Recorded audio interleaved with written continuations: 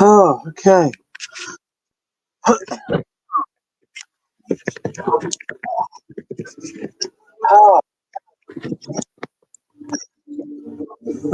Not good morning. Oh, I feel terrible.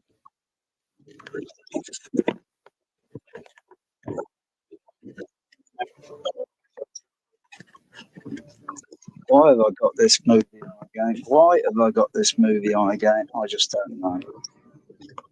Maybe I just want to just see what it compares like. I'll just mute the sound there for a sec. I'm just going to bring the overheads.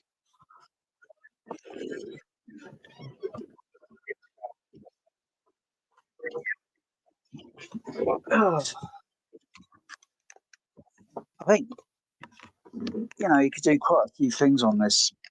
I think the same with the Storm Audio. You can do just a few more things on the trinnov. I've got an delay here. Yeah, turn this other thing off so I don't hear my voice being delayed by 1, 2, 3, 4. What's it? Oh God, I can't stand this. Just bloody Kevin Bacon. No thanks. Keep it. Oh, yeah.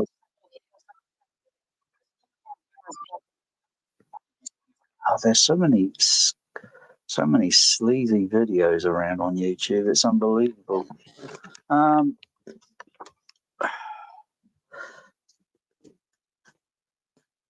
If I had to sort of go in and make a sort of a channel alignment sort of thing, because looking at the meter levels, where are the meter levels? Some are muted at present when I go into it. Some are muted. As you can see, you can see on the screen up here. I've got a few of them muted. That's because it's not the best mix, this movie. It's everyone thinks, oh yeah, it's got bass in it. It's got a load of bass, bass, bass, BAS, not bass. Everyone pronounces it like bass, but everybody types it as bass. That's weird. It's a human error in our mind, brought up by raised by our parents, because that's some people, when they say a phone number, they always say O. There is no O in numbers. O is that shape, and 0 is, so you got to always pronounce. You don't hear astronauts saying 1, 2, 3, 0, 4, 4, 6. Yeah, what? That just wouldn't be recognised by the computer. And in the case, oh dear, where's the flipping, what's it? God, it's navigating around this. Let's just move this over here so it's a little bit nearer to there. Meter levels. Oh yeah, there. Meter levels. So I got a different, thing going through the other part of the B chain where I can just mute some of the channels. Just on the DCX, just listening out for some left center, right center. But the left center, right center on Maverick is not widely engaged. It's not really that good of a movie, unless you put gravity on and then it's engaged. I don't even think the left SC and RSC will be probably showing anything, though I haven't got those actually connected up yet. The system I rigged it up for a 22.1 10, but actually it's a little bit more like 22.1. Oh gosh, is it 16 or is it just a little bit more than that? If I throw in a few other things, it'll be, because I use a below surround matrix signal, so I can get sound presence below, underneath the seats, or in front of the room, depending on whether or not those overheads are engaged enough with something decent, which they aren't, because most of the bulk of um, the overhead is mostly in the middle, and occasionally it spreads to the front, top, or the rear one, but very few far between in the mix. It's mostly in the middle. It's a little bit of a disappointing mix, you know. And I think it's even that director has done that, probably that atrocious F1 the movie.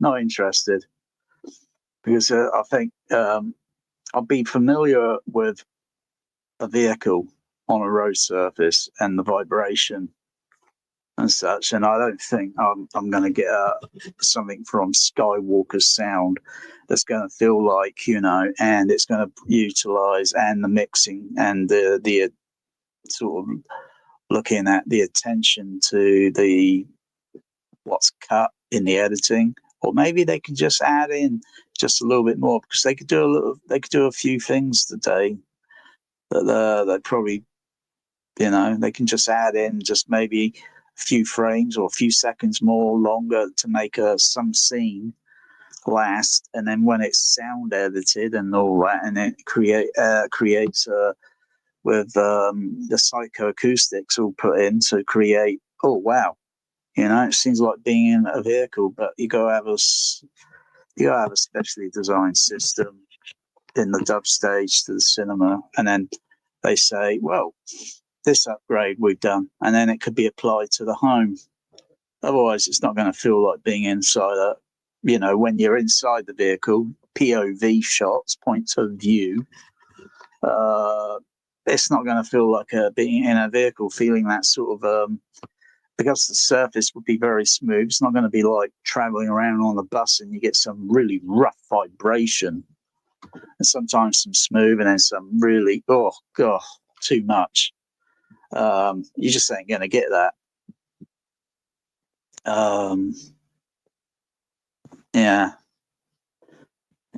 See, they got this Atmos great system. They say it's all the treasures of the earth, and it's better than popcorn, and even your toasted bread, But Atmos isn't everything. It's down to someone that knows how to exploit the system, and then if that's not enough, then you got to push the engineers further and say, I want it rigged up to do this.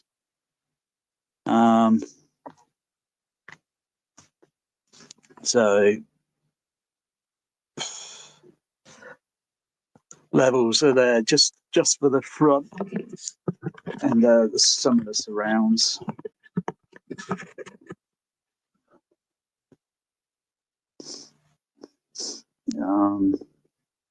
Oh. Ew.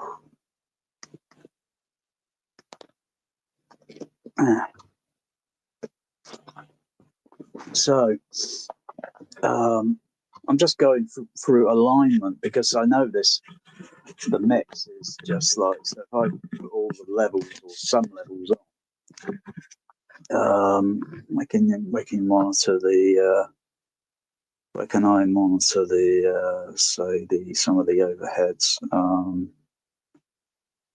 You got there's still some speakers still not connected. Crikey. It's exhausting with my health condition at the moment. It's just blimmin' exhausting. I can't really lost motivation, sort of, so I'll get around to it. It's not a hurry. It's not a major hurry. I'm not trying to compete with everyone out there because, quite frankly, I can compete even in my thoughts. And I think I know just about roughly everyone's home theatre set up, and even these millionaire ones, they're just like, I saw a millionaire home theatre this morning. I couldn't be asked to comment on it. Yeah, okay, it's got nice aesthetics. It's built out of concrete. Yeah, so what? I've worked in multiplexes that have been built out of concrete. Big deal. What else is new? But he didn't mention what the system was. So with the channel count on the system, I can assume only a Storm processor or a trinnov is being used, or maybe it's JBL synthesis. Wouldn't be the trinnov 16 because not with the channel count. Oh.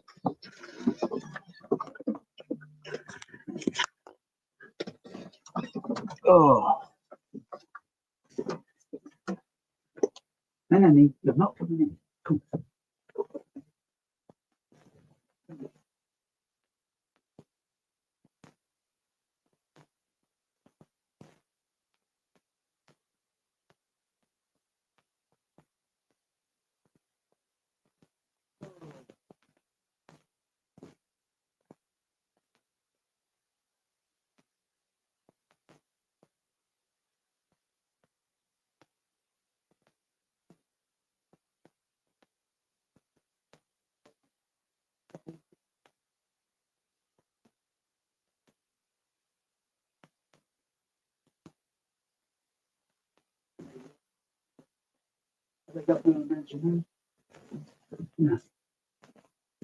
Yeah, so everyone's looking at AVS forum. They're looking at all these Dolby spec layer diagrams and all this whatever else, and they're just following that. They got no imagination, right? Sub bass and all that. Oh crikey, I've been through that nonsense already. I mean, oh yeah, the flare shot, yeah, the flares, yeah. I thought that was going to be an orgasm part of the movie, but it turned out to be a little bit boring. Yeah, I thought, bloody hell, maybe if this movie were mixed with the technology and maybe pushed a little further, probably back in the 1990s, or it'll probably be, wow, knock my socks off. But don't forget, at the end of the day, these are near field mixes. They're not all full out theatrical mixes. They're near field mixes. They've been slightly tampered with. So, whether it goes out on some rubbish kaleidoscope or some rubbish Amazon. Well, Amazon don't do Atmos. They did the Atmos with that stupid rubbish TV show, but it sounded kind of fake. What was it, Jack Ryan or something? It sounded pretty naff.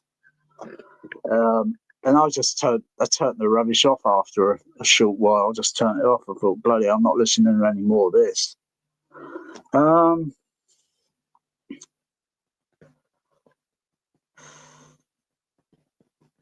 There's a few little bits in this movie where it's like, oh wow, it grabs my, because I'm a THX listener. The audience is listening. There's a lot of people on, with home theatre YouTubers and that have probably never been to a professional THX cinema in their life. Proper real THX has not really existed for about 26 years. The THX that's around today, I don't know. I've got no high expectation for it. I mean, when I was emailing once with Thomas and Holman, he went to the the Fox Westwood, which is closed at the moment, and there's a cinema across the road. I think it's called the Brewer or whatever it is. They're both closed down. It's very unlikely those cinemas will ever open again, because it's almost getting up to a point where it's a year, and they say they're doing renovating and all this. Yeah, right. Yeah, sure they are. Unless someone can go out there and watch it daily to see whether there's workers going in there, in and out with hard hats on their head. Yeah, right, sure. It's just one of those cinemas that just probably failed, didn't bring in enough money like they used to, and they thought, this is, we've got to shut them down. And they'll just stay that way. There'll be eventually the pigeons will find a way in, because pigeons like to get in cozy in the winter time. It's just going to be another one of those derelict cinemas. Unless someone comes along, they say they got all these directors, this, directors that, and all this, and that talk was half a year ago. Not seeing any action. Not that I care, because I don't live anywhere near Los Angeles. That point, Tom Holman said, "Oh, very disappointing when he saw Jurassic, one of those Jurassic movie things. He was very disappointed. The echo in the auditorium was not very good. So that suffered on the soundtrack reproduction, because you don't hear echo on the soundtrack itself unless they put it there for an effect use to create an illusion."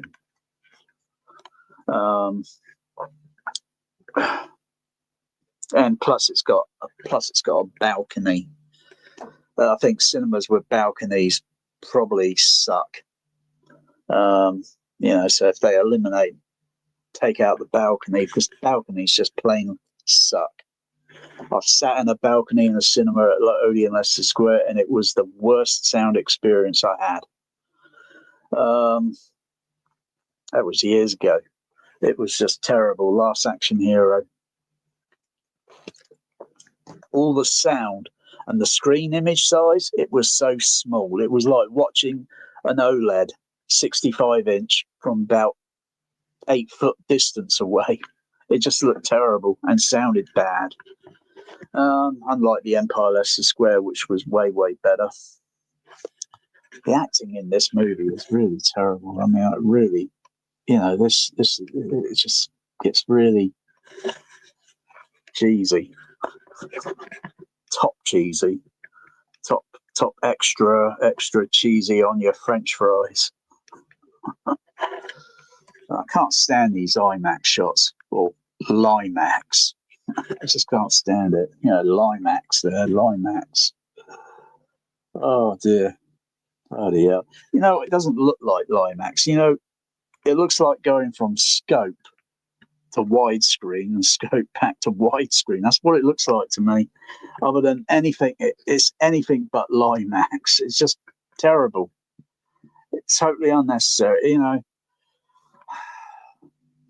Everyone thinks, "Oh wow, wow."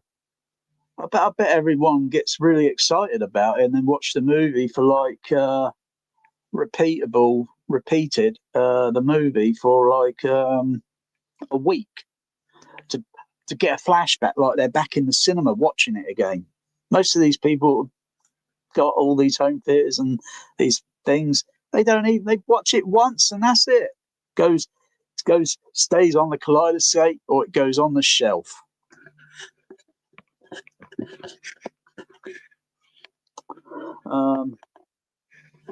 I think I vowed last time I wouldn't want to put this movie on again.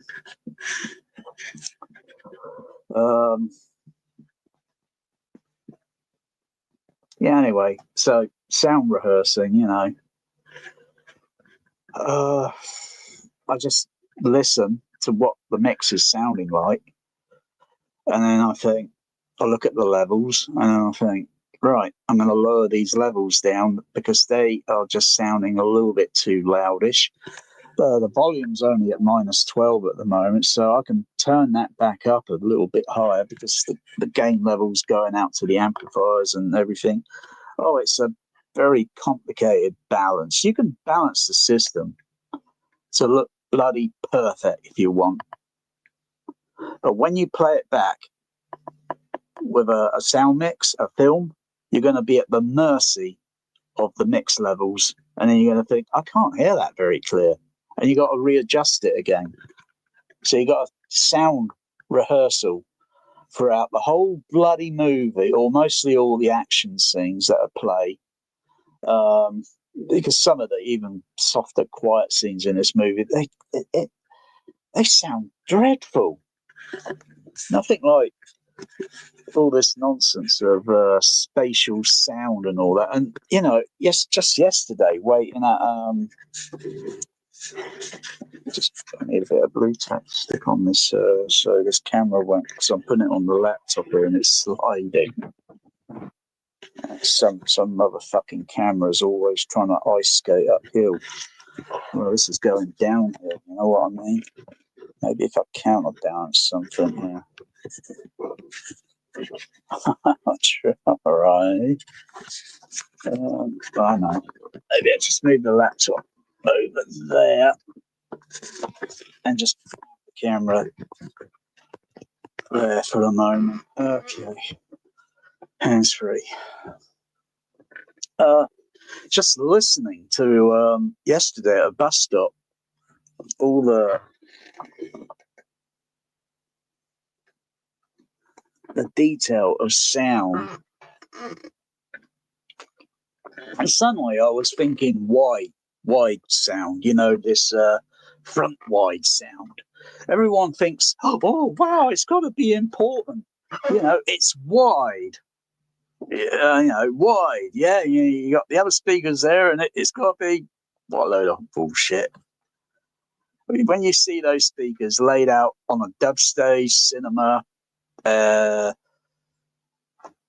on the sidewalls, right up to the bloody front. And I wonder if when you see a movie, if you can actually hear those, you know, or maybe they've done a sound rehearsal because the movie is going to be booked in, or could be formatted, and the levels could be adjusted on the processor and make you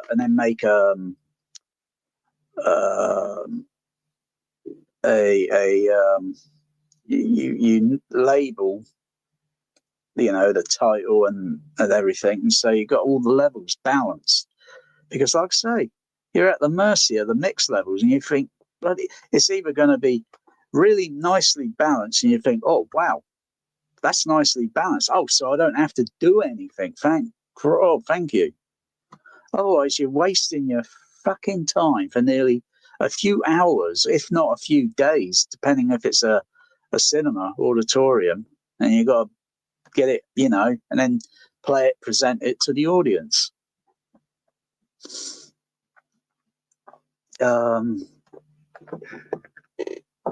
With just simple Dolby Stereo matrix, that's simple. There's not too much difficulty there in the balancing the levels and such for playback. But when you get to this multi-audio stuff, it's like crying out loud. You know, what am I looking at? You know, why are these levels way up here and these levels are sort of low there, and you know where the speakers are going to be located, and there's oh dear, I don't know. So it's a bit of a mess. Anyway, so I just got to do sound rehearsal. So I'll just unmute it.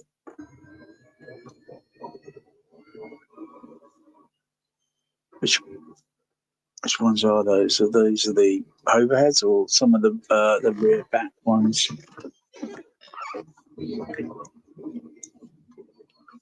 So I thought, let's see which ones I got muted. Input levels.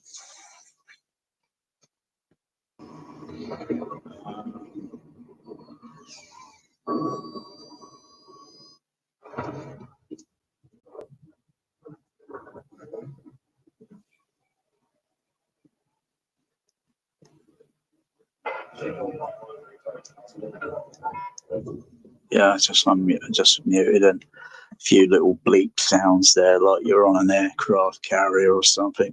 Oh wow! Oh, so exciting!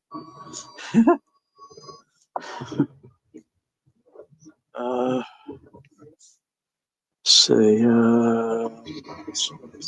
top rear.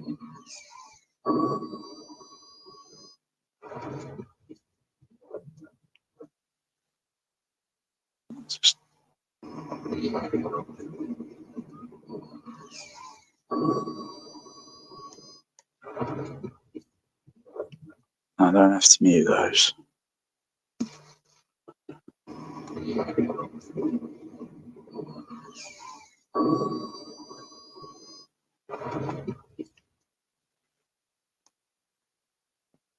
Oh yeah, it's the below surround I've got.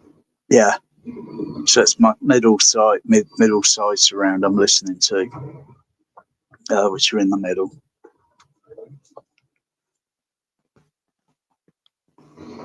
Yeah, so if I mute the, so it's a little bit clearer there. Even though I got those muted on the THX. So but I got a sound where it's coming below me, underneath the seating, in the front row and behind, on the back row. There's roughly in an order of 156 speakers. I don't know of any home theater around that's running that many. Yeah, I got one home theater that's running 20 sub bass speakers, but it's all playing the same. Probably, I couldn't imagine how dreadful it would sound. I mean, you're just multiplying sub bass or diverting bass from all the other channels and applying it on top of the LFE signal. You wouldn't have a clue when that LFE signal is actually active in the movie. You just get a masking effect, and you just be sat there in the seat, clueless. Even the bass levels across the stage or in the surrounds and that, with the sub bass, even that still has got to be balanced very carefully. You can do whatever you want with your home theater. You can just, but if you're not going to do it to some of the spec alignment, it's just going to be like bloated over top bloody sub bass just because you want to show it off to your neighbor. You got to be able to show off the whole mix, and maybe take it a little bit further with a little extra customization.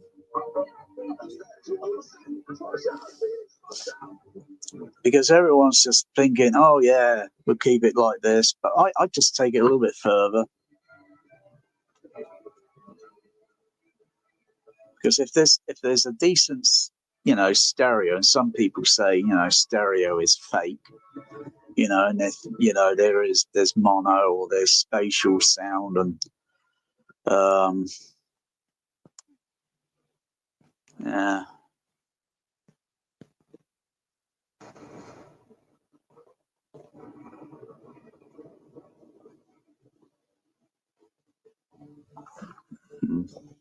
I'm not going to show the virtual blimmin' object thing moving around. Crikey, you only have to look at the VU level meters. And see when they're active.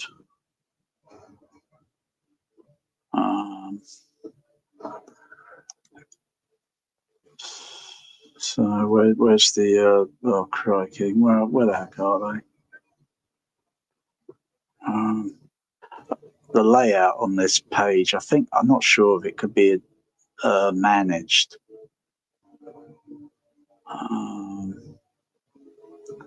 Because when it goes on the left, and then it goes front, and it's a little bit of, it just throws me off a little bit.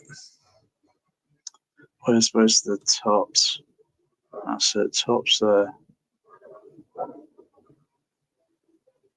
Are they active? Oh, that's the front ones, isn't it? That's the middles. Those middles are active now. And I get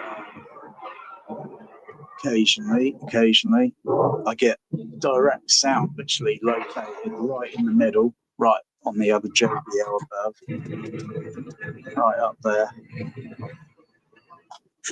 So I get a pinpoint sound.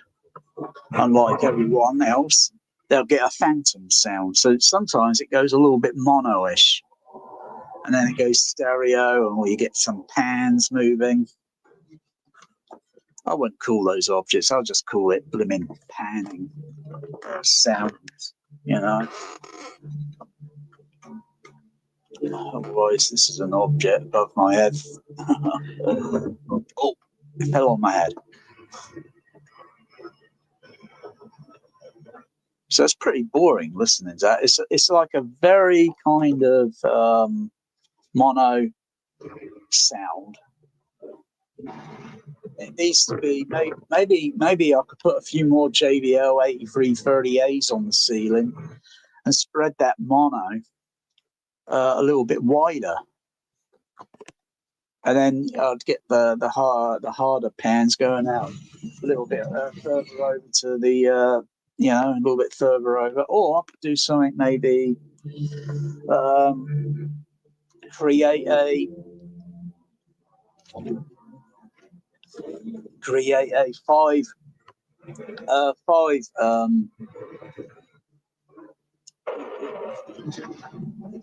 well, a lot of that.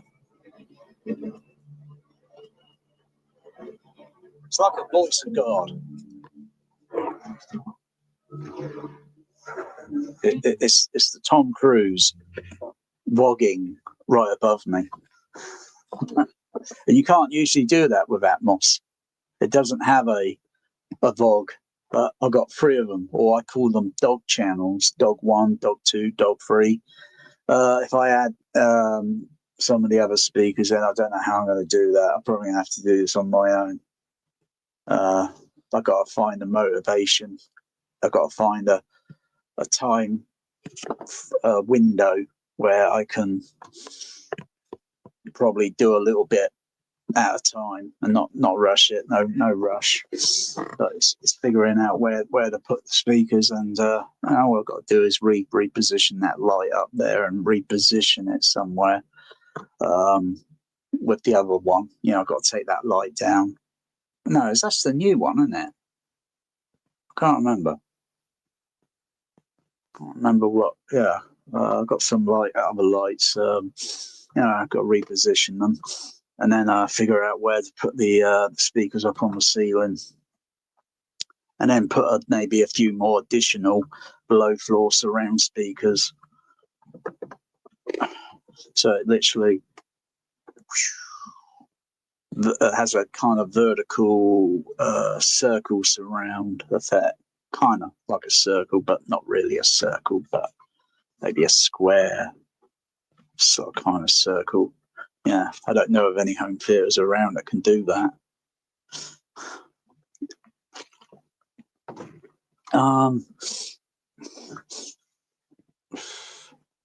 God, they should make something that's an anti-Limax. So you just frame the movie on the projector. They should have these firmware updates on all these projectors. All this nonsense, all this BS about everything's firmware, future upgrade, and what a load of tosh.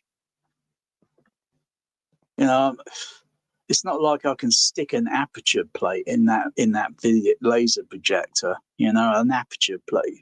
Probably wouldn't even know what that means. An aperture plate, basically, it masks the frame, because I can't put it in front of the lens, because then I'll get a shadow effect. I could put some masking up on the if I had motorized masking, but that's not going to happen in this room because of the it's very likely it's just not going to look right.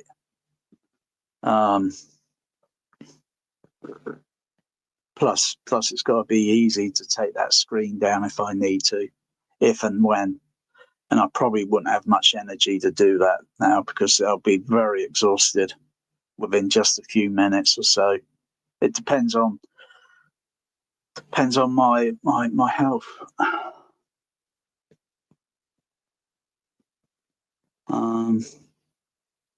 Or I could just get something simple, maybe some black Velcro, some Velcro, and some black material. Maybe, acoustical, because it's got to be acoustical, particularly where it goes up near to the top of the screen. For the HFs, you know, even if they're pointing down slightly, they still have an off-axis sound. And so it's got to be a transparent material, and then I can just put that up there and just mask it. Otherwise, or alternatively, I've got to reduce the image of the film, reduce it on the projector, and just reduce it a little bit. And then it's going to look pretty smallish. You know, it's not going to look big. You know. All this blooming Limax aspect ratio nonsense. Limax!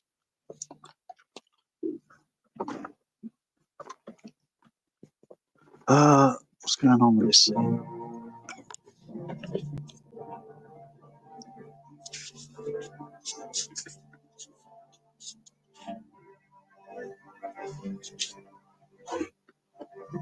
Oh, got a little kind of like shot past me there, like.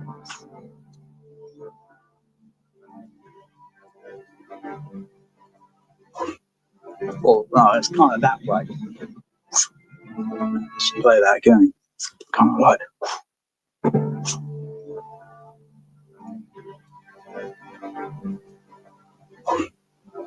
I usually hear things like that on the bus sometimes. You know, the windows might be open on the bus, and they're slightly high up, and they open that way, sort of downward. You know, going past something, you know, you're going 30 mile an hour down a road, and you go past something, you hear these like little voice chatting for a few seconds, and then it just fades because the bus is moving constantly forward at 30 mile an hour. Oh yeah, I'm very trained in my hearing, very trained in my listening.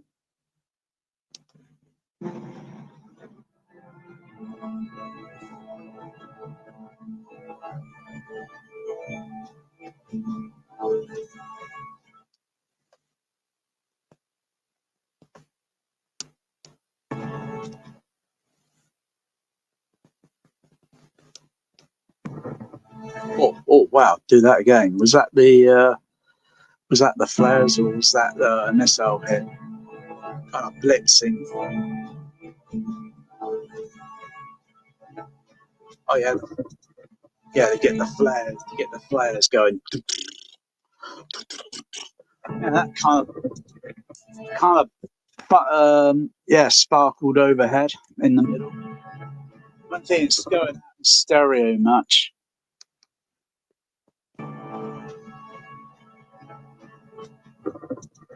No, it's pretty focused up there.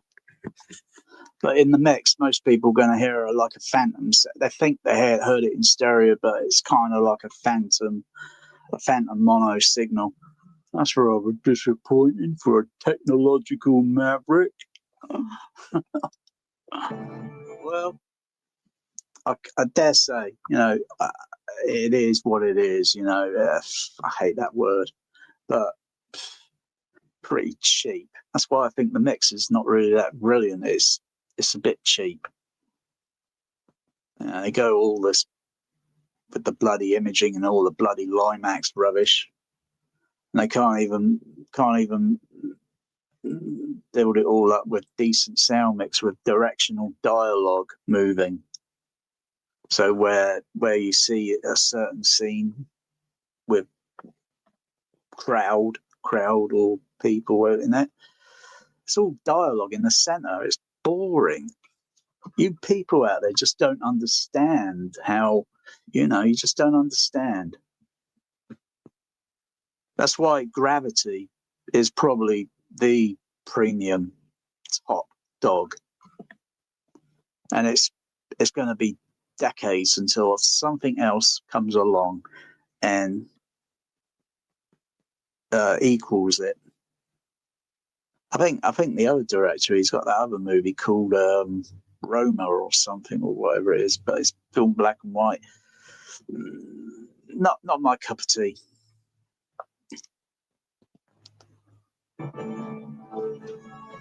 You only get a few dialogue pans in Maverick, just a couple of dialogue pans. Oh dear. But if they had utilised it with directional dialogue and made it a bit more, so it sounds very spatial across the front of the screen. Otherwise, it's pretty dull and boring. I don't know what a lot of you see in this movie. I really don't. You probably think, oh yeah, you got your LFE, all your banks of subs, and you got it turned up just so you want to shake the bloody room and get all the chest pounding bass. But that's not how real sound works in the real world. You probably don't have much most of you, I think, out there just probably got the memory of a fly. There's only certain things and certain events as such you would feel that in your chest. Very few far between. On a daily basis throughout a whole week, or you could talk with real people, real sound. It's way better than your speakers, way better than mixing. Do you feel people's pressure of their voice pressing against your chest? Of course you don't. Oh, it's got to be in a movie and it's got to be like, no, it doesn't. Otherwise, that's not how we hear sound.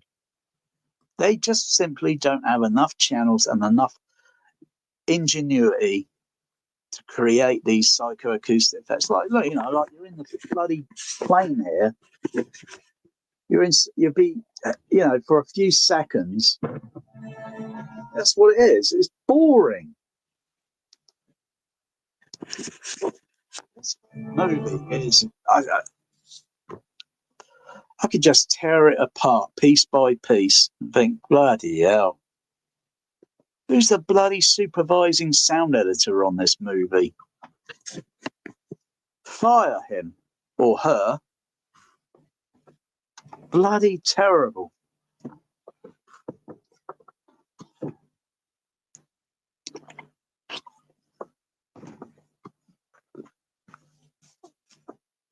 You got to think like, well, let's go and do something like some of these effects, and try and do that for real. And then who's crazy enough to participate with that, to give a feedback, reaction in detail? And then we'll think, right, we'll get the idea, right. We've got to kind of mix that, design that, and see if it creates a disorientating effect.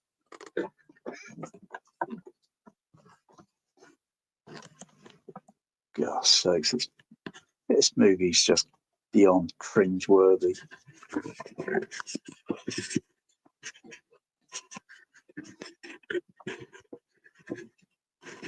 Yeah, I think Maverick should have been blown to smithereens, not survived it.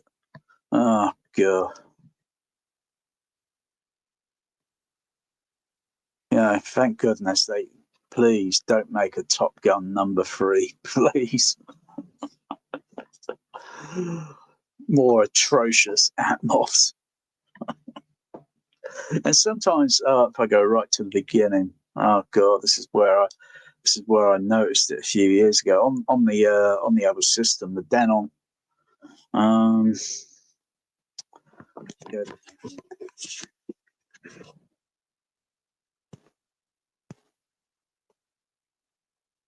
Bloody hell, 16 chapters in this rubbish movie. Are you kidding me? 16 chapters. Oh dear.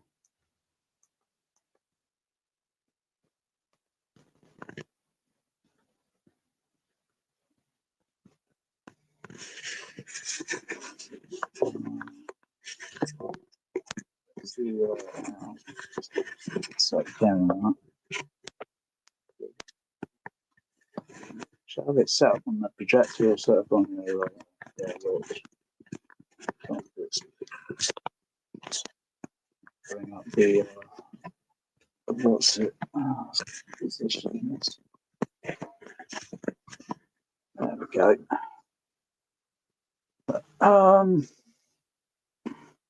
So this where the overheads.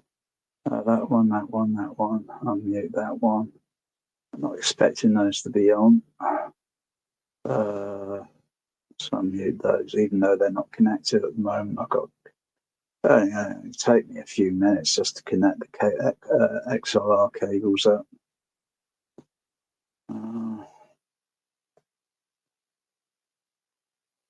Oh yeah, unmute the sound.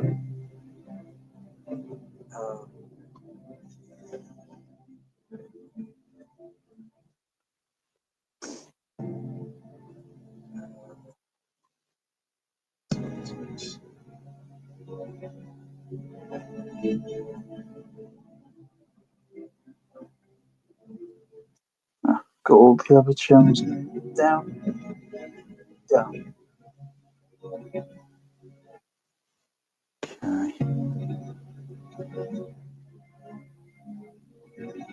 So hang on, let's just have a look at the check there.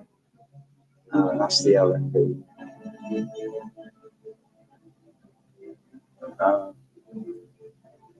The left surround, right surround are not really. They're kind of muted, or the volume level on the Dolby DS4 is turned down.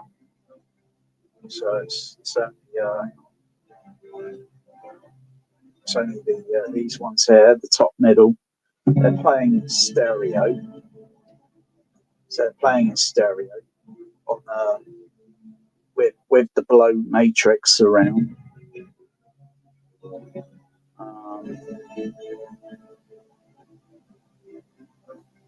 Just put input levels, top, and then mute it. Don't hear any sound. And unmute.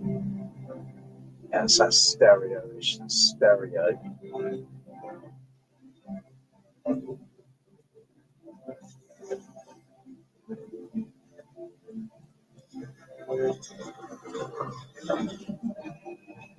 So I'm starting to hear some sound effects.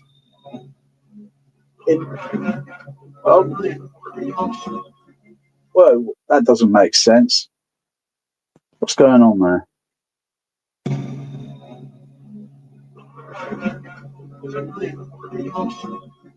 So I got a mono sound in the stereo there of one of those flight controllers or on the and what I'm looking at with regards to the image and continuity, it sounds like they got a tower or a pylon in the middle of the flight deck with a PA speaker right up on top of it, aiming downwards so everyone can hear it. It doesn't make sense because if there's a pylon right in the bloody middle of the flight deck, all the planes would crash into it every time. And it's just like, I thought, it just doesn't make sense. That it's just like random throwing sound effect right up there just for the sake of it. And it's not artistically, they look at the geometry of the flight deck where things are, those PA speakers or whatever they are, they'll probably be far over on the other side of the flight deck. But it doesn't make sense having that sound right in the middle center above me. Doesn't make sense. Doesn't make any sense at all.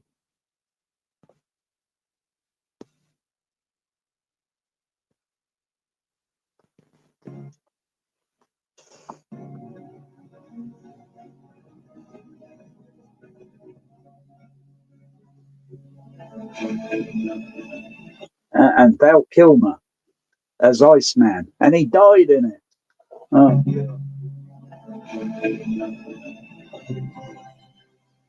bloody hell!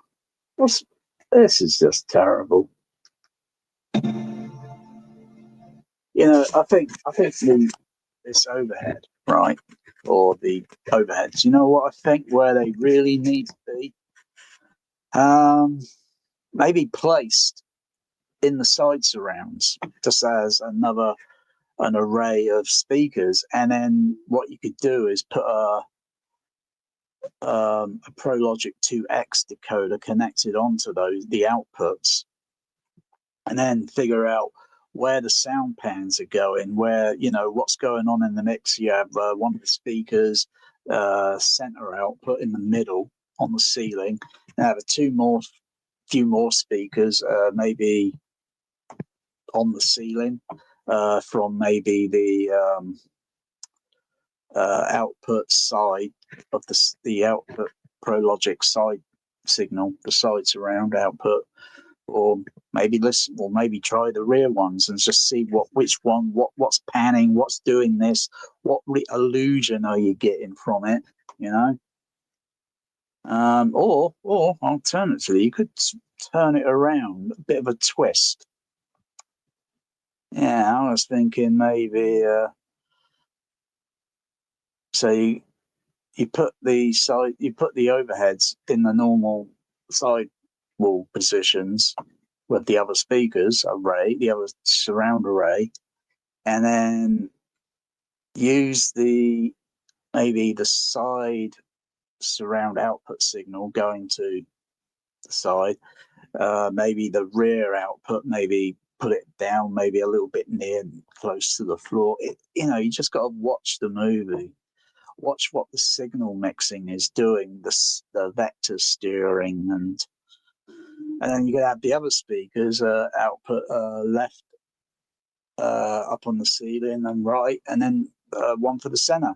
And you might get a decent sound pan, and depending on whether it's done in stereo and whether they've got multi-layering or on any of the stem tracks that might have additional effects on it, and the decoder is waiting and looking, and then it senses a signal and says, right, I'm going to put it here.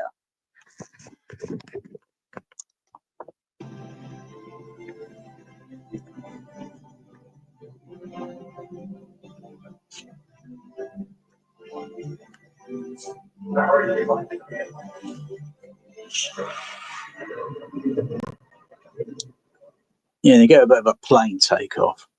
Pretty boring. And then, whoa, all the music goes out. All the music goes out there. Like you're getting a flashback wet dream of the 1980s. Yeah, doesn't really work. Doesn't work as like the original does. And then it cuts into sound effects.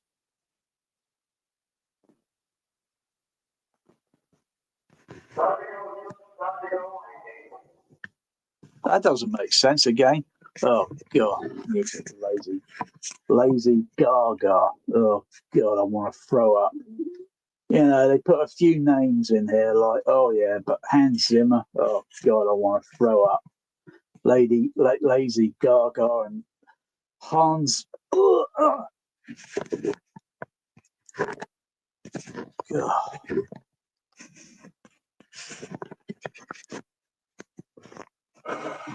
Yeah, you get a few sound effects there.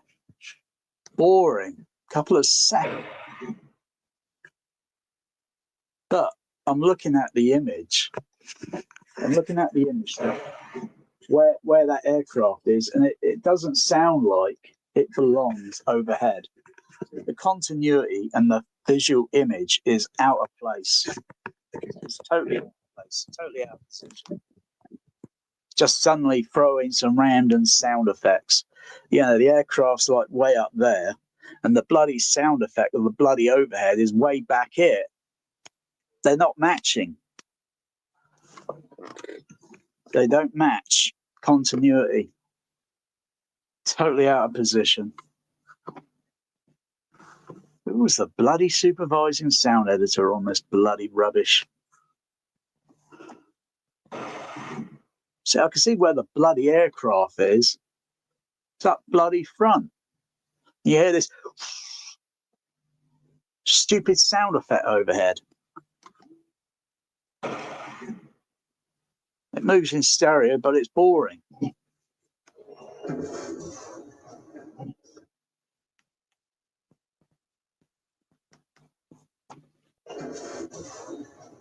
Oh, that's a load of horse shit. This thing here is a load of horse shit.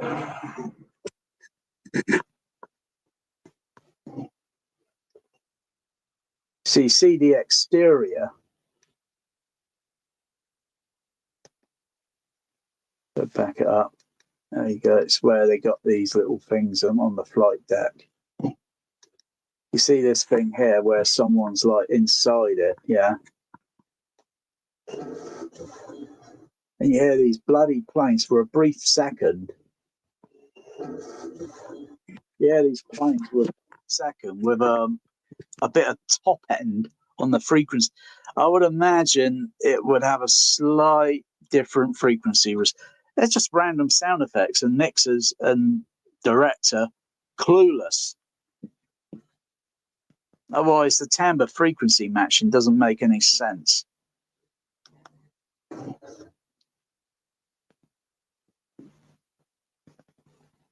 This film was rigged, I think, for the Academy Award for sound. It was rigged. Did not deserve the sound award. It's like, oh, the original Top Gun was up for nomination for sound. Was it sound and sound editing, or was it just sound? But it lost out to I don't know. I can't remember what movie that year. 86. It was 86, and the awards for show were 87, aren't they? I don't really care. I don't really care. It lost, didn't it? Basically, it lost. 86. Wasn't it Aliens for sound effects? 86. Yeah, I think Aliens. Yeah, Aliens for sound effects, and Platoon. That's it. Platoon. Best sound. Not that I think it is really. So you got lot more bloody planes, you know, landing and going, and and hardly any stupid whoosh and woo and whoosh and what's going on? What's going on now with the mix? Pretty boring. God, they got to put that stupid dull thing in. Right up there, this stupid bloody dull thing, like you see in bloody that other Tom Cruise rubbish. What's it called? Oblivion? Oh, bloody hell. That is a trashy Atmos mix. Oh, I don't know. Oh, trashy bass and trashy Atmos. I don't know what people see in it.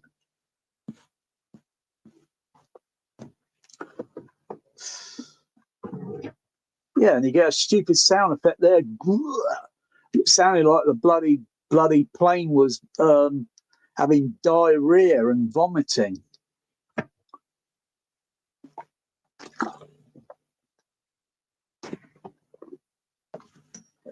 Get all this, oh, bloody hell. Boring. And it just cuts into some boring Tom Cruise now.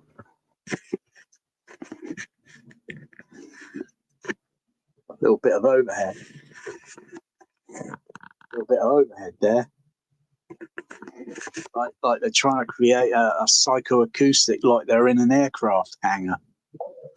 There's no echo reflection up there, like an echo sort of voice. It's just something that sounds like an air conditioner. You probably get the echoes, I think, in the other channels, but it sounds terrible.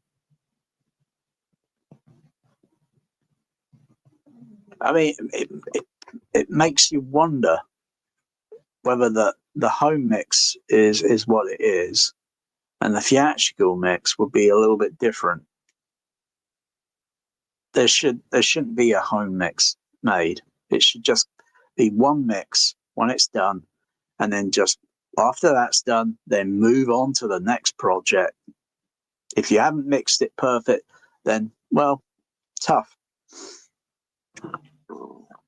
Maybe they should divide the budget up a little bit neatly so that you spend there's enough millions, you know, so you get quite a lot of time on, you know, on sound, and a little bit and oh dear, this movie is so.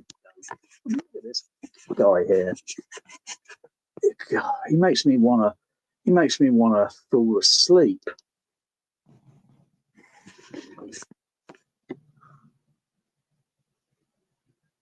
Look at it. Looks like he's a badass wearing that stupid uniform. Oh God, this movie's cringeworthy. I just can't stand it.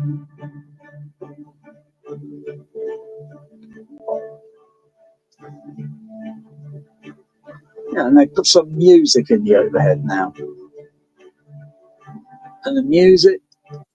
It sounds like the music is used in maybe the front channels or something. It just seems like just take a little bit of that and just stick it up on the front. It's not like you're hearing a difference in musical instrumental where it might just be a certain rhythm of the music. It sounds like, you know, a CD album that's on the bloody ceiling. Bloody terrible movie this is. I like Gravity, where I can hear differences in the music, where it's different across the stage, the sides, and the overhead. It's got a different instrumental tone to it.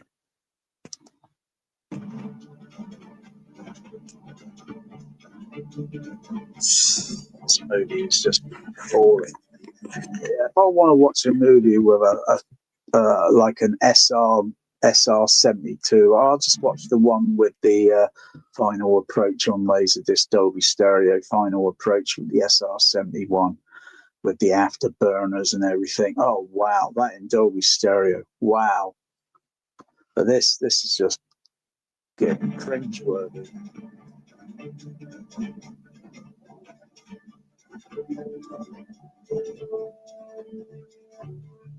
Loud and clear. Take off pre-checks complete. Ready for it. Yeah, a little bit of overhead there.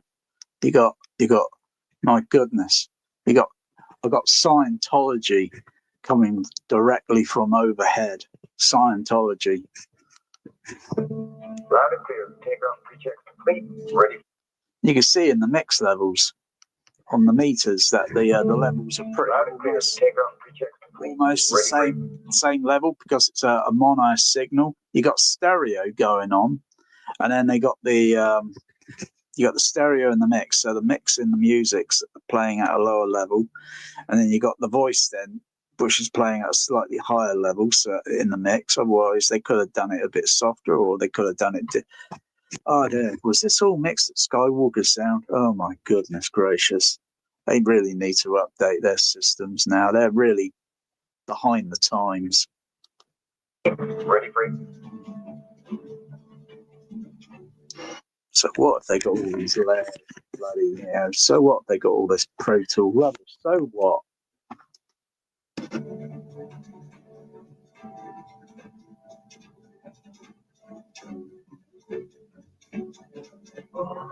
No, I don't give it any thumbs. I give it more like thumbs down.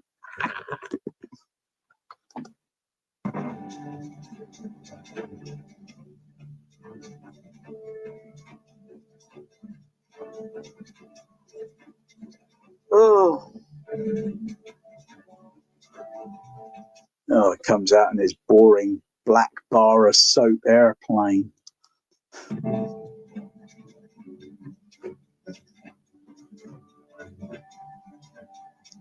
I think the SR72 is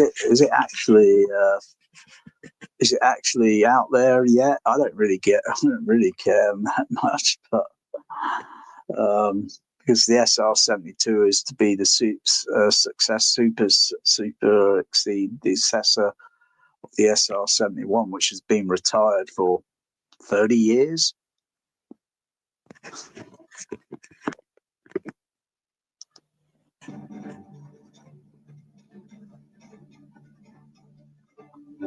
Oh, you got that guy from the Abyss, like he's playing a real badass there. You got some dork that looked like he got his glasses at I don't know, Spec Aras glasses. I don't know. Didn't go to Specsavers. I mean, I can't say much for my glasses. I mean, these fucking things always break. So, well, I improvise, I adapt, I overcome. So I wrap around a little bit of masking tape just to hold the blimmin' things together. But those are nerdy glasses. See, the whole scene looks woke. They look like all nerds in this movie. Yeah, for a moment I thought Tom Cruise was playing an astronaut.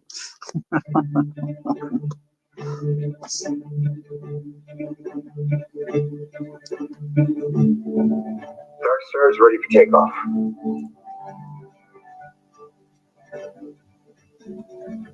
I don't care if Dark Star can do Mach 100. I don't care. I'm not interested. It's completely fictitious.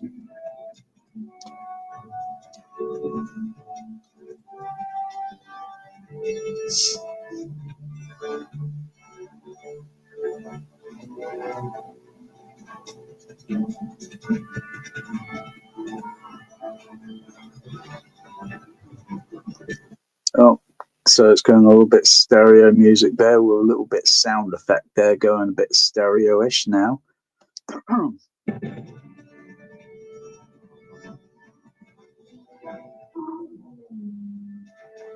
Oh, yeah, felt that.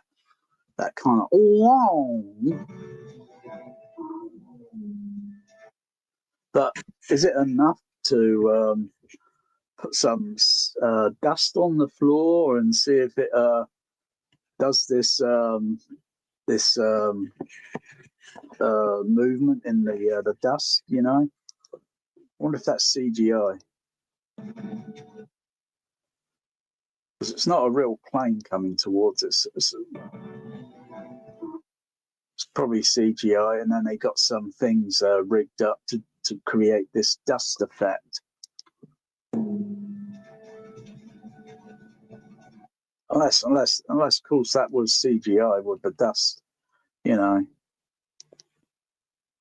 I could feel it. I could feel the that kind of reverberant sound on the you know, and then okay, and it's listening to that, muting the overhead, playing some of the other channels, monitoring the levels so that things kind of fit into place a little bit, because you don't want too much of the bass or wherever it is else in the mix to, you know, you don't want a masking effect. You want it to try and all play, but I think there's still a few physics there. I mean, missing. I mean,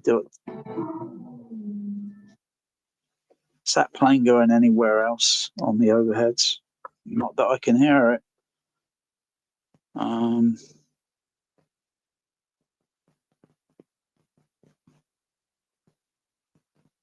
So I got the rear ones unmuted. So the middles there. Right. So if I mute those.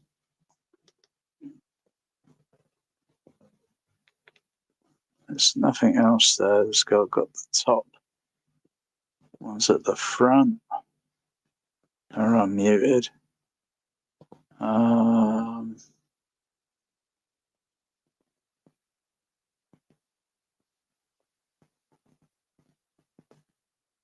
Sorry. RT.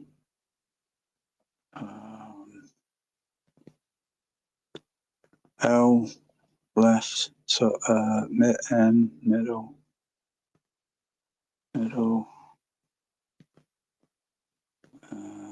left top rear, left top front. Yeah, they're all unmuted. No, sod all.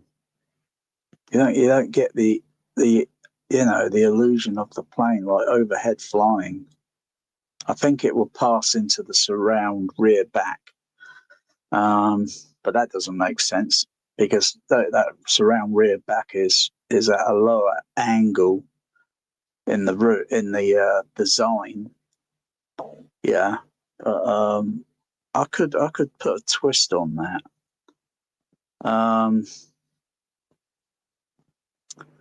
just thinking what you could do with. I mean, let me have another listen. Does there anything sounding like possibly something else in that stereo overhead? Just turn it back on again. Where is it? I think the new layout, I'm not sure what that's going to look like on the Storm thing when it's released.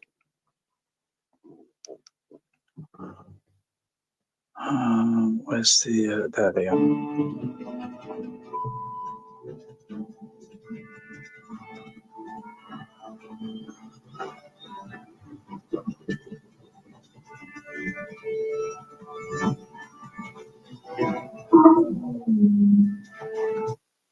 It sounds like there's something could be there. Sounds like there could be something there in that middle stereo overhead. Sounds like there's something could be there.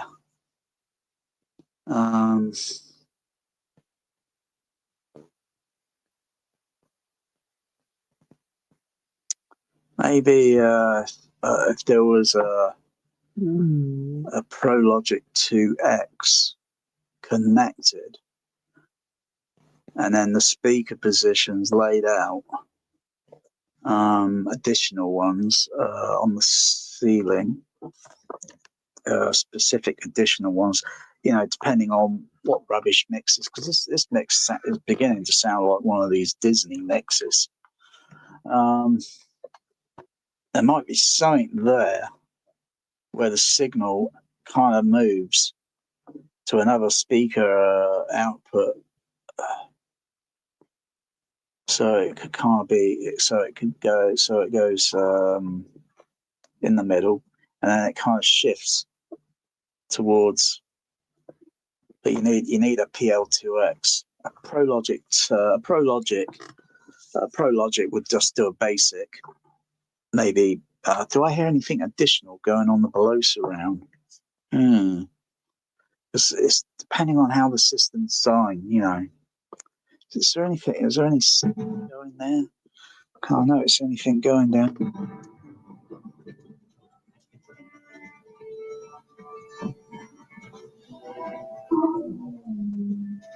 Not really, no.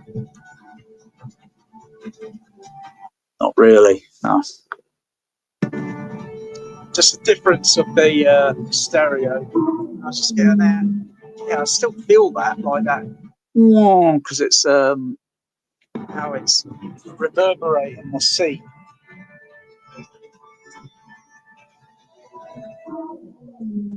And the floor.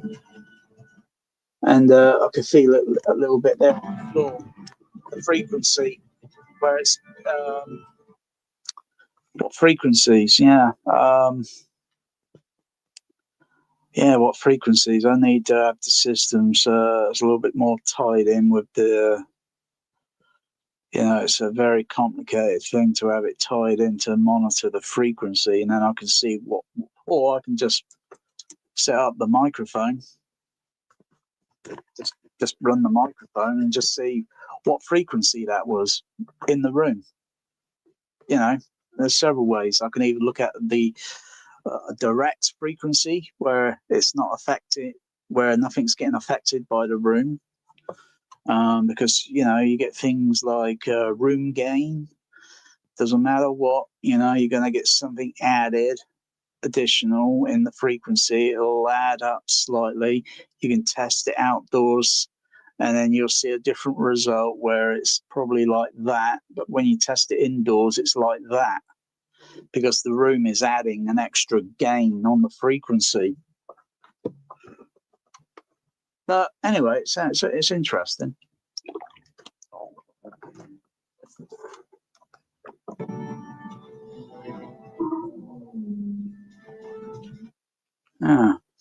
Yeah, but I think a lot of people are going to be sheerly disappointed. Even the Shane Lees and the hate Richard cowboy guy. Yeehaw!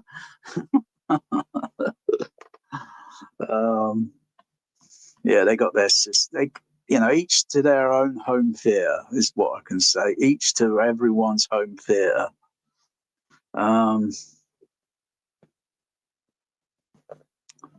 Crikey. I'd rather, so I'm going to mute those channels and see what the other channels are doing. See what they're doing.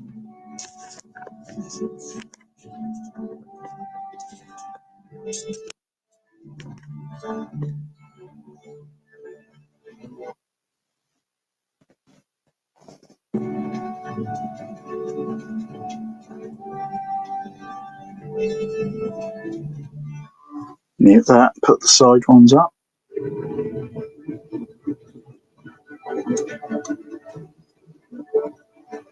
Okay, that's carrying a little bit, slightly lower level, a little bit lower level in the music mix than it is with the overhead. The music level is a little bit higher on the middle overhead. On the middle side surrounds, the music level in the mix is a slightly lower level, and the sound effects are up a little bit. Processor and meters.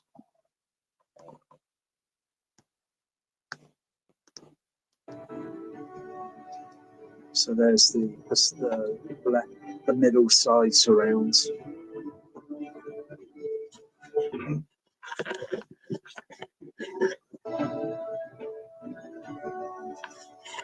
Again there on my Dolby DS4.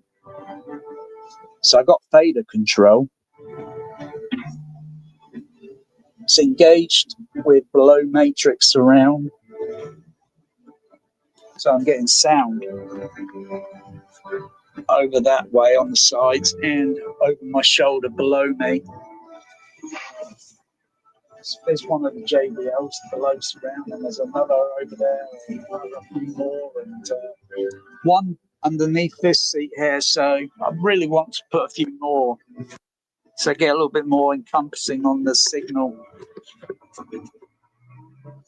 But, oh wow! Try doing that. Try doing that in your home theatre. Usually that seat would be in a downward position. So I would hear just a little bit more of that, but because I got that Dolby, I don't know why. I think I should put that somewhere. The CP850. Yeah. So this THX Cinema's got a few surprises up its sleeve. Because once you add matrix below surround, and it will be only matrix, there's no real actual fully discrete below floor surround. If there was, then I'll be using it, but I'm geared up, I'm ready for it. But a lot of home theaters out there, they're just playing something they're just hearing sound in this position and then up to there and then back down, up there, back down. That's it. Here, I hear it there, down here, or like this. It's just going from the floor up here. That it is just moving, and it depends on just what the mix is and what the matrix decoder can see in the vector steering.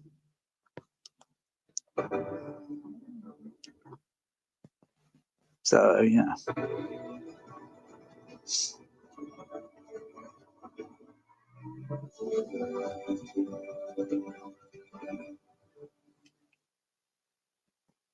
Yeah, so just play that again.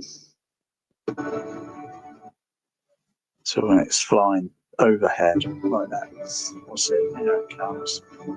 What's it doing? No, it just does a.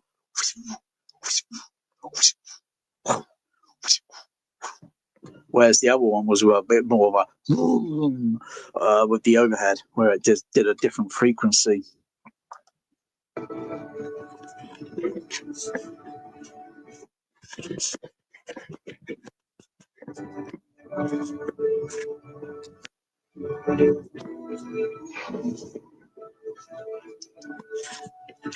get a bit of a, with a short, very few second of a little low reverb sound on it. Well, bass.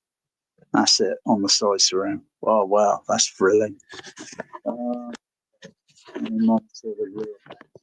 See, I hadn't even connected up to the center middle back yet. I was thinking of doing that yesterday, but I was so exhausted when I got back from fish and chips. And I thought, you know, because I was thinking while I was having fish and chips of the procedure, because I do it like NASA simulation procedure. You know what I mean? I rehearse it in my mind because of my health, and I'll see how long it's going to take me. Probably what hiccups I might have. You know, there shouldn't be really. It should be very straightforward. All I got to do is get the cable XLR pulled through the tube. I got to desolder the XLR connector, but there's no way I'll get that thing through. There's so many cables now. I could just get the cables maybe through. There's probably only maybe about that much headroom. The tube is that wide, and I've probably only got about up here, somewhere about up there. I've probably only got about that much headroom just to pull through a few more cables. I've got to find where where's the center middle? There it is, right behind me. There. The cables are connected on it. The last time I used that, it was as a center middle back matrix. That was with the Denon. That was a few years ago. And then when I put that Storm processor in, it changed everything there, all the wiring and everything. Oh, it made it very complicated. So all I have to do is find the cables for that speaker. They're somewhere in the kitchen, and then connect them up onto a speak-on connector, and then connect it up onto one of the Behringer amplifiers that I think are spare for a signal. And once I've got the XLR cable through, then I've got to resolder the connector onto it, and then connect it, come into the room, play some pink noise, and see if it outputs. And then if it does, then just balance the level. And then I think the first thing I'll probably try is probably gravity, because that is the benchmark.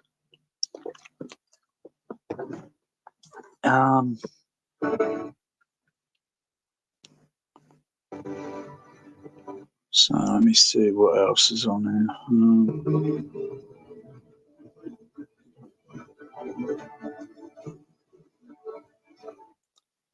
So let's turn down that, or mute it, or keep it up.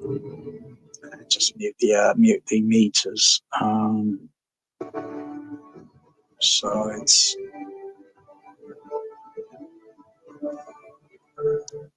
All right, mute those. Where's the rear ones? Okay, there's the rear ones. So what are they doing? Okay, mostly music. Sounds a little bit loudish in the music than the side one. That's where you got to balance the levels, because the music just doesn't seem to. And it's always the music level, the music mix. It doesn't have any individuality, like a dun dun dun dun dun dun dun dun dun. It's like dun dun dun dun dun dun dun dun dun dun. It sounds like a fucking CD album. It sounds cheap and tacky. Who the fuck was the fucking score mixer on this bloody movie? God, it's terrible.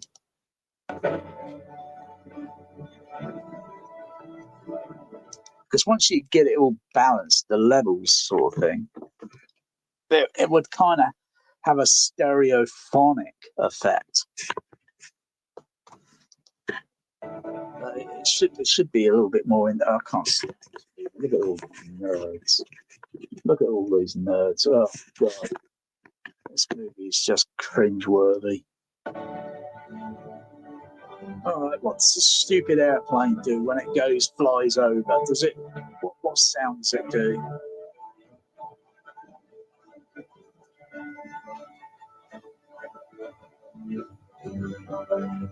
Bloody over top of the bloody music. Gosh sakes, it's terrible. Because the movie just ends up sounding over loud and a load of rubbish. Here it comes. Here it comes. Bloody movie.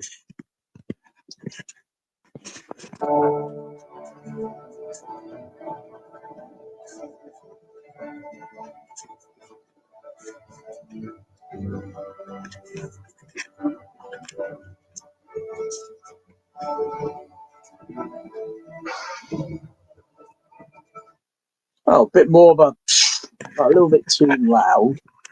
A little bit too loud. It doesn't fit in with everything.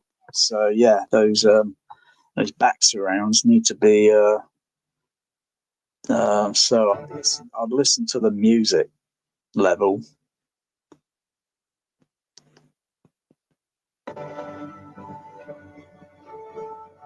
Okay. Let's go to main inputs.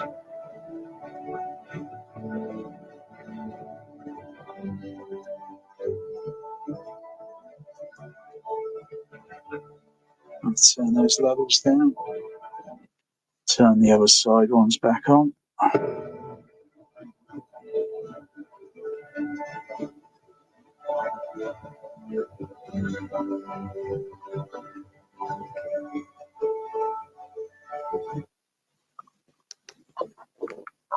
Turn those down a little bit. Maybe I could just throw in an equalizer and put the equalizer so the EQ bands are equal on both sides. They're not set individually.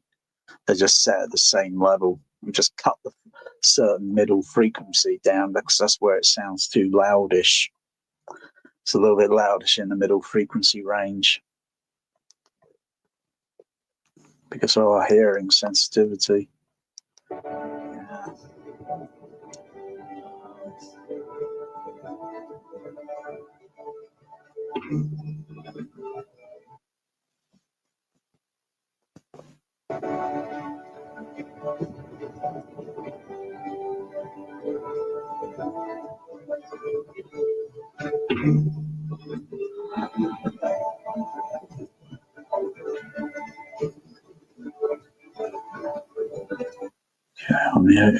Okay.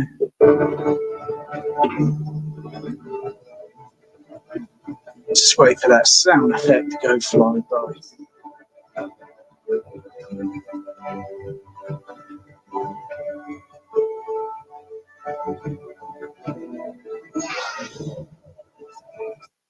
Okay, and then mute.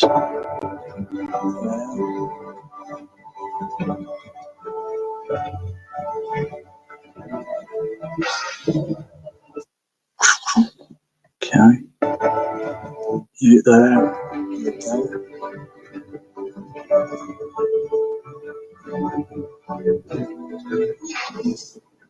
get a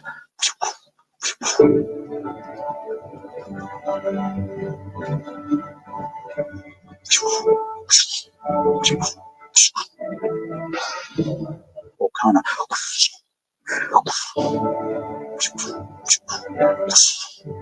one's louder and the frequency response is a little different. But in reality, you only hear these things once. But, oh, it's a movie, it's supposed to be perfect. It's Skywalker sound. Oh, God, there was a time when Skywalker sound was like, oh, wow. But now it's kind of like boring.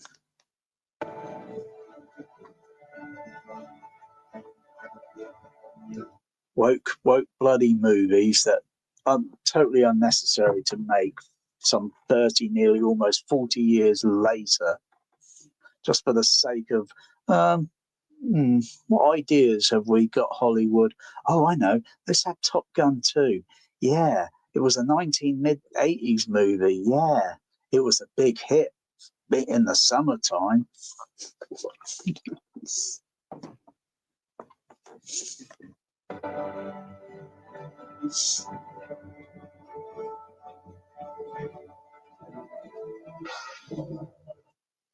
Okay.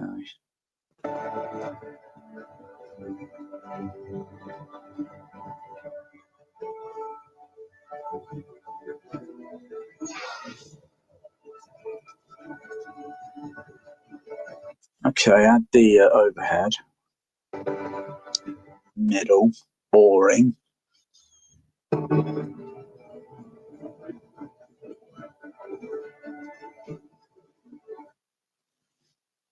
So there it is.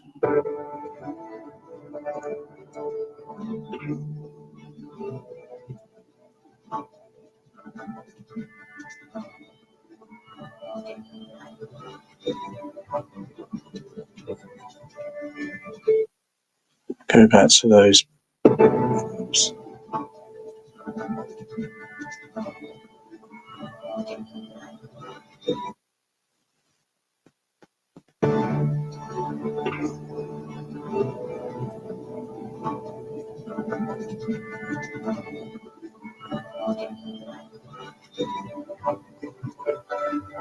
Yeah, a little bit loudish there. I could put an EQ on it. Could put an EQ on it a little bit on the middle overheads.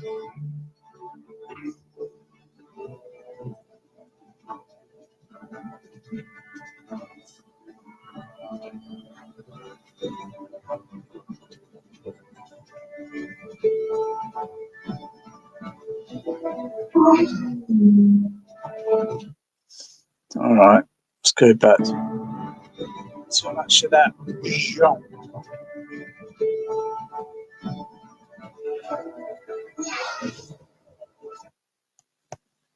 Okay.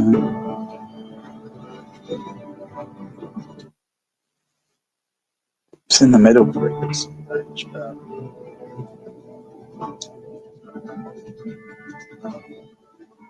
yeah, so where's the EQs? The input EQs are down here. So if I wanted to put a change on it and then save it, and then save the whole thing as like Dolby Atmos mode, Maverick, and then that should be saved in the settings. And then if another movie I play, Dolby Atmos, whatever, depending on whether I have to make any alterations to the maybe EQ level or the output levels as such.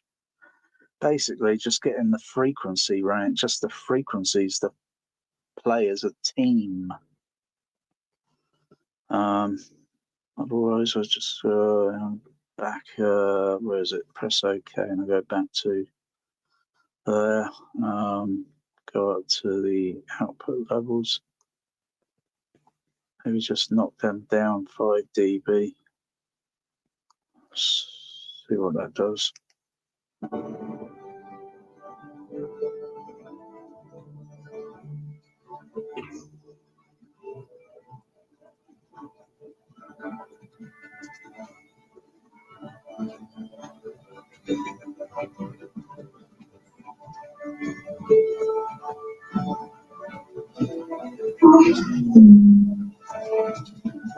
That wasn't too bad. That wasn't too bad. I mean, crikey, it's not like a sound bar is going to do that. I don't see a sound bar the size of a JBL 8333A.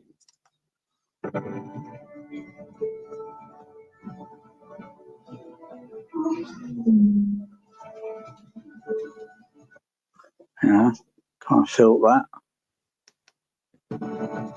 Sounds loud. I mean, what SPL? What SPL is that? Okay.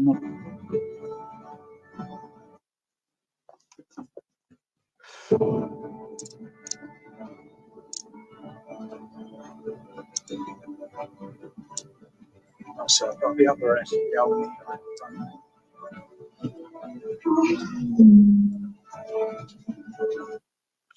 What's the DBA rating?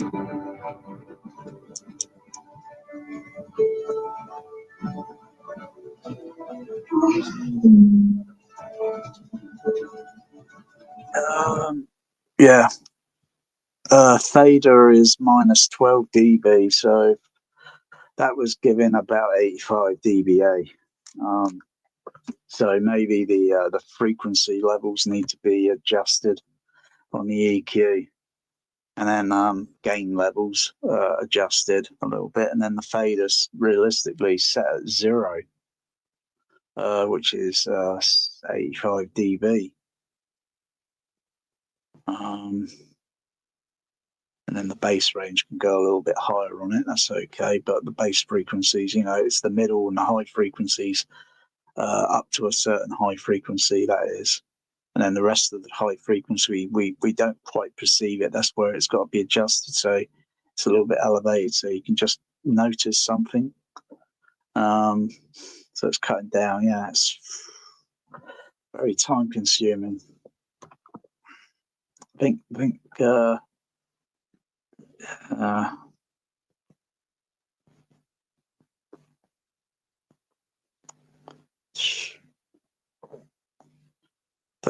could have mixed the movie levels,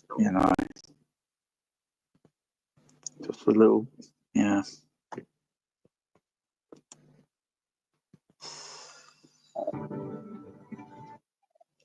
So what other channels are active?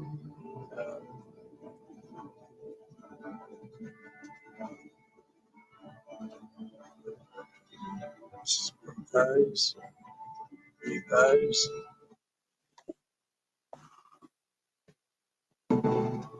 Mute those. Let's see. Anything else? Those are muted. Okay.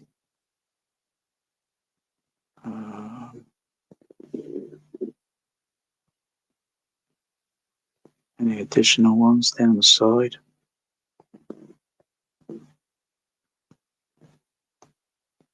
Not that I can hear.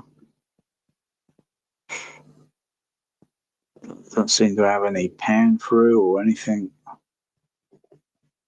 Pretty silent. Yeah, see, that's like being on the CB radio and going down onto the low band, going through. There's hardly anyone uses the low band much today. It's either up on the mid or the high band. That's what it's like. It's like listening to blimmin' that. Only you don't get the noise. It's just silent. There's nothing down there. This is where some of these Atmos mixes are just like bloody hell. I thought they're supposed to do all this and that. I thought it was some standardization. Crying out loud.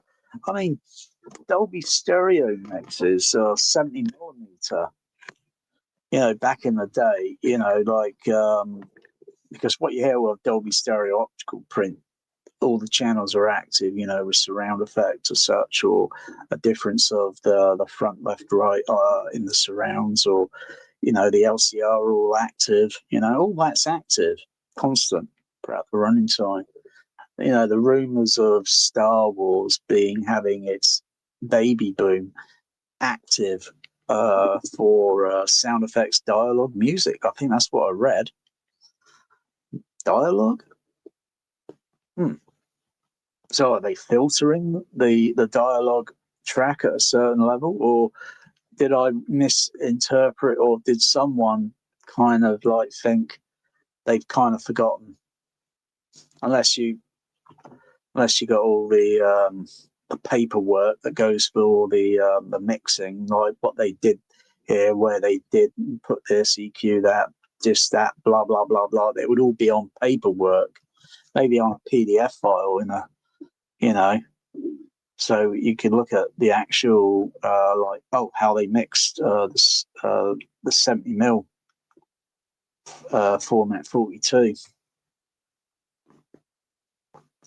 But you know, I mean, you know, sometimes when you listen to some DVDs that were from the 70mm 6-track, you know, they use this, you know, and you hear sometimes the surround effects, the surround channel is active, and sometimes it's not active, and only comes active as and when, and it has total differences. Regards sometimes with music, it's total different instrumentation mix compared to the front.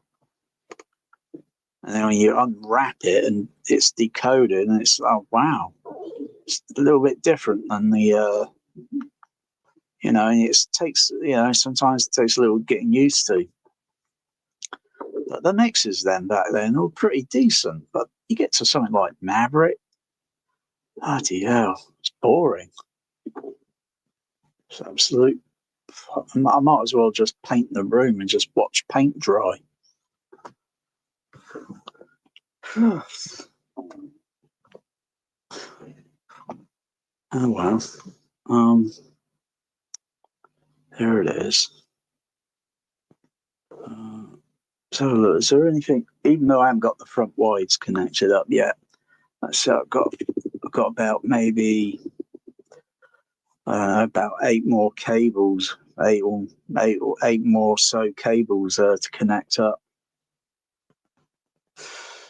And I'm probably thinking I'm probably going to try something a little bit different, because all this bullshit Atmos layout, or Dolby Lab layout sort of thing, is a little bit boring. Meter levels. Where's the front wide channels? Where are they located at? Oh yeah, there they are. Whoops, and back up there. Oh yeah, there they are. I can't see anything active on it at present. I think I'll just unmute the other channels, just so I've got a little background sound list just to listen to. No, not those ones. Maybe the fronts. Go back to meters.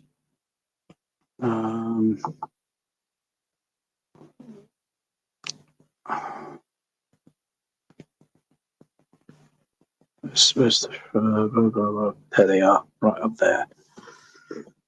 Is there anything there? I can't see anything. Does it come active when the plane goes flying by? No. Bloody hell, what a boring movie. Oh, I've got to take a piss. I'll get a little snack. Get a little snack. Because this movie is really beyond the boring. I think I'll turn the projector off. Turn that off. Oh.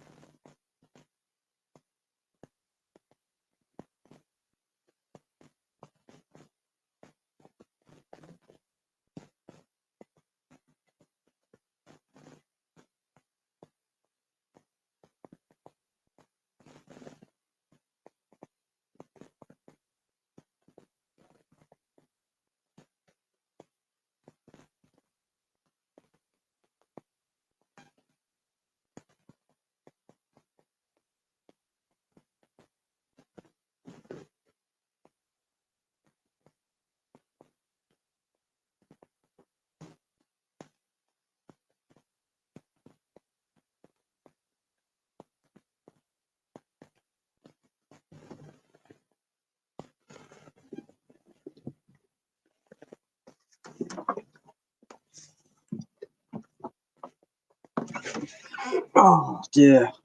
This is just atrocious, this movie. It's just atrocious.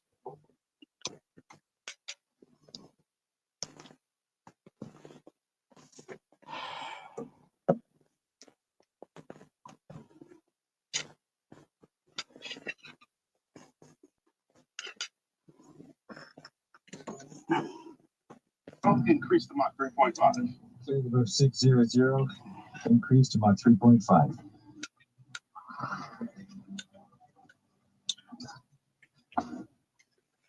Admiral, just in time, sir. I'm moving. So are you.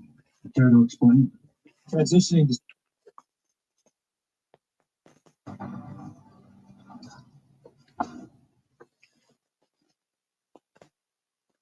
Flavor 600.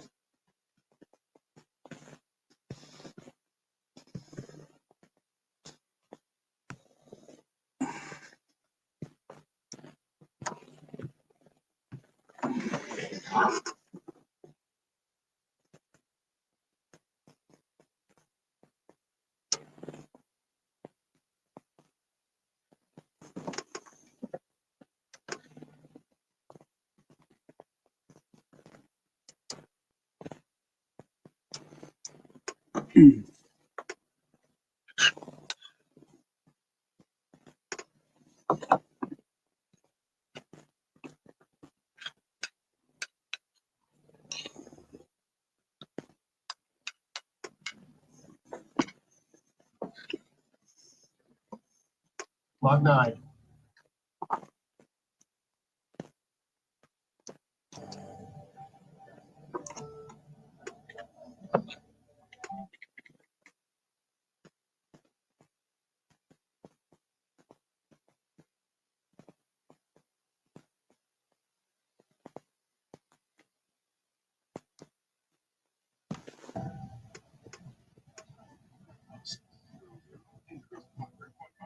Flavor 600, increase to my 3.5.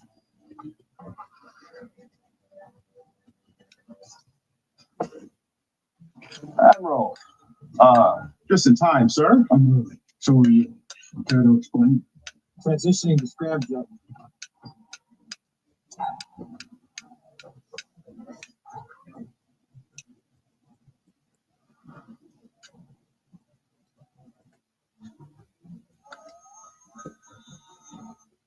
Mav, Admiral Kane is asking ordering that we bring her down. Alpha 3, O, Passing out 5.4 and 76. This is where we've had trouble with comms, sir. It's the Earth's curvature. It's called Earth bulge. Did anyone offer you a coffee?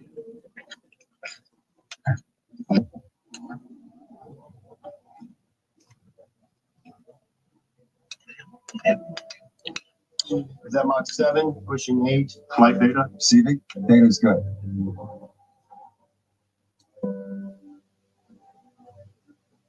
Temperature's climbing. Response is still stable. We're showing beat. Mach 8.8, 8.9, Mach 9. It's the fastest man alive.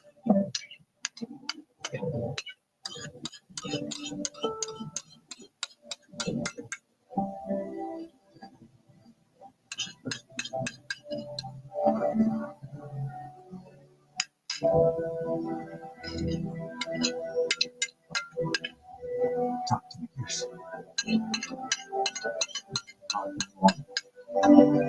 92.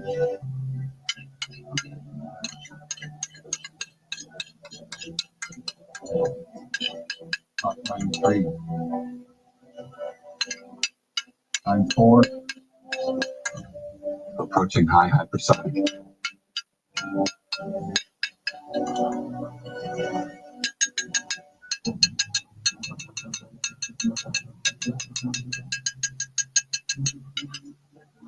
Windshield contortion.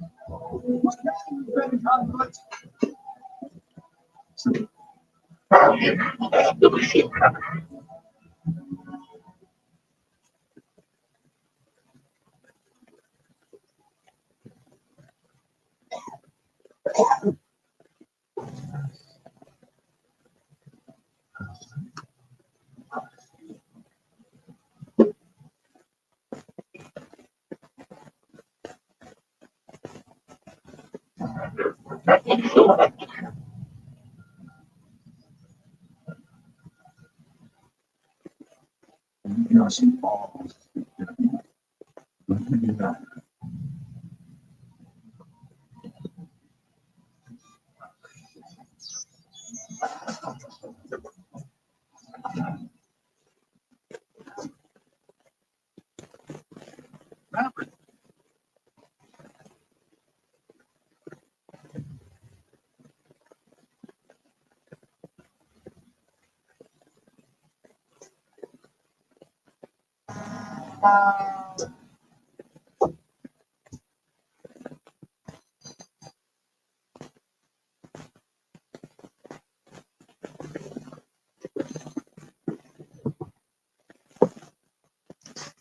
Oh, what a boring fucking movie.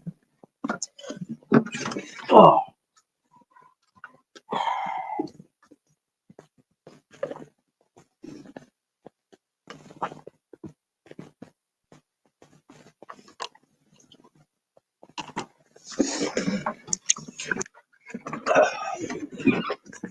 I don't know what everyone sees in this Top Gun garbage trash. Bloody boring.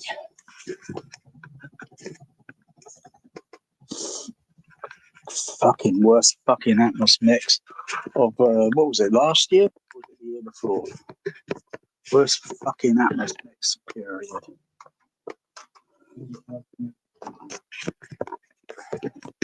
You got that guy from the fucking Abyss.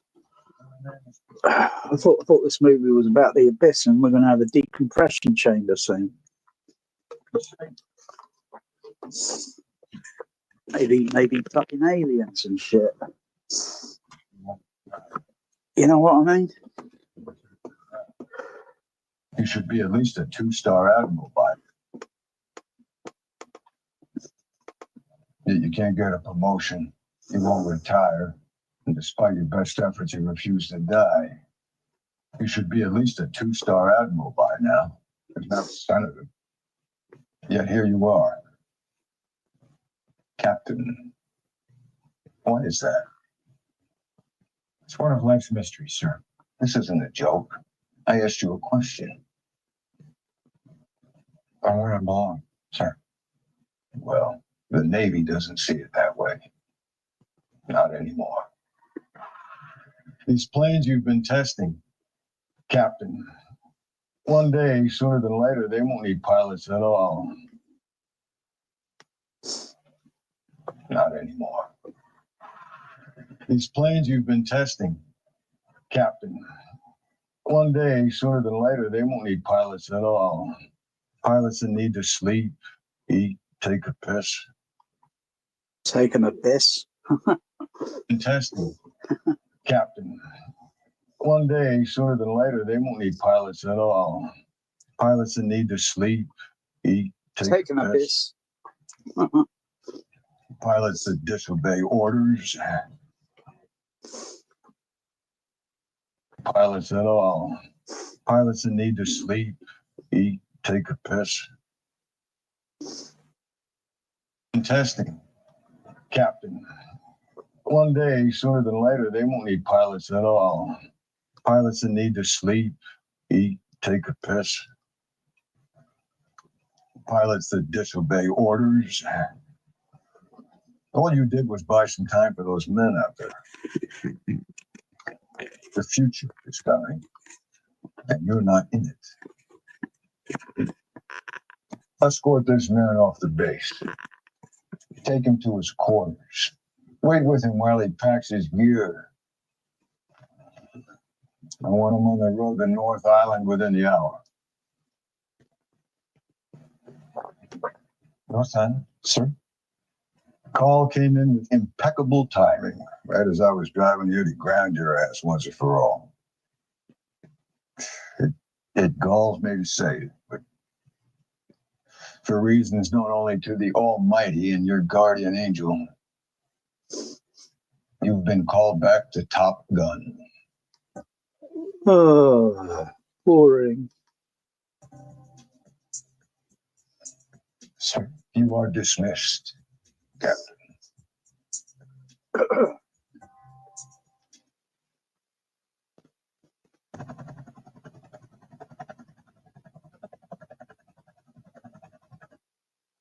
Wow. I haven't even got the LFE on. There's quite a lot of bass on that helicopter on the JBL. So I find it kind of dull and boring, as is the whole film.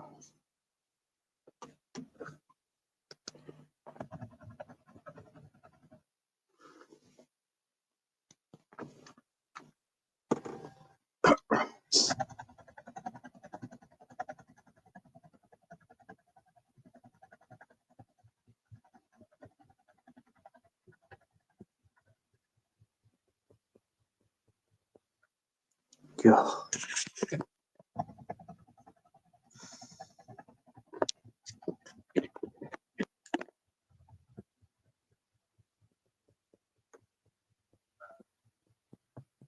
30+ years of combat medals, citations.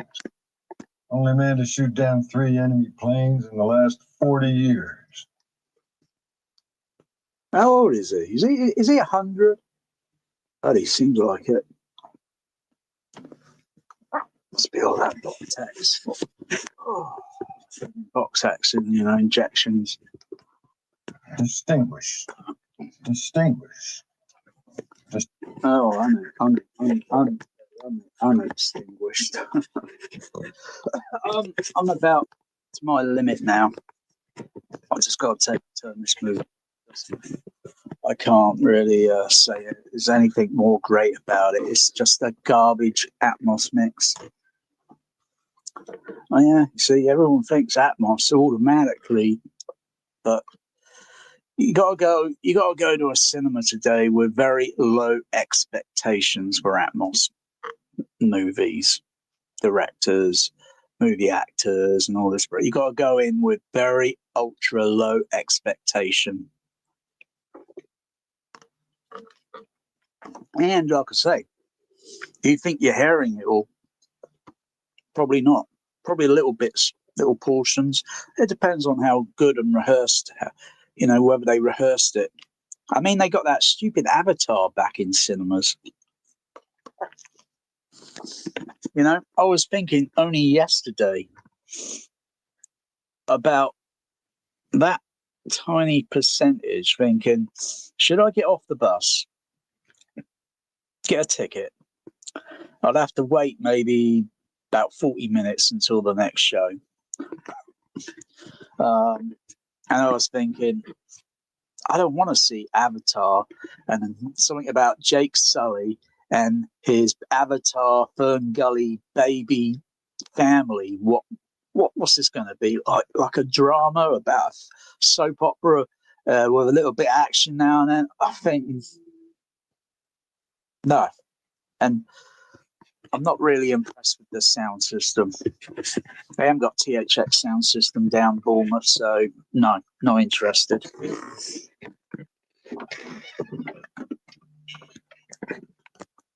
So I might as well stay here. I've got THX sound system.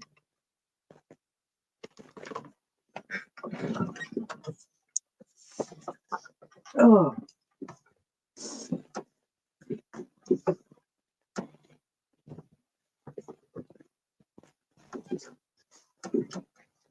Oh, but bloody hell. Dude, I think this Top Gun Maverick is not even fucking sound atmos salvageable.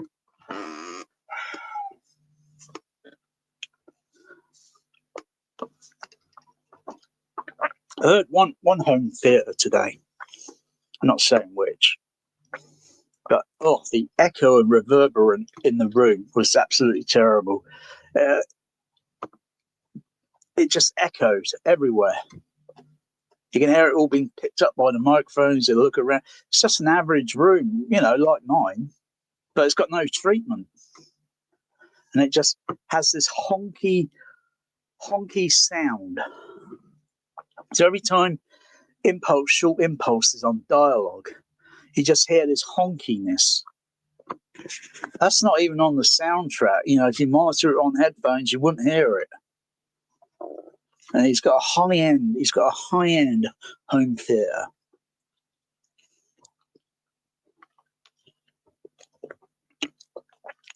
And it just honks. Just like some typical multiplex cinemas go into. If you listen with trained ears, you sometimes hear this, what the heck is that honky sound?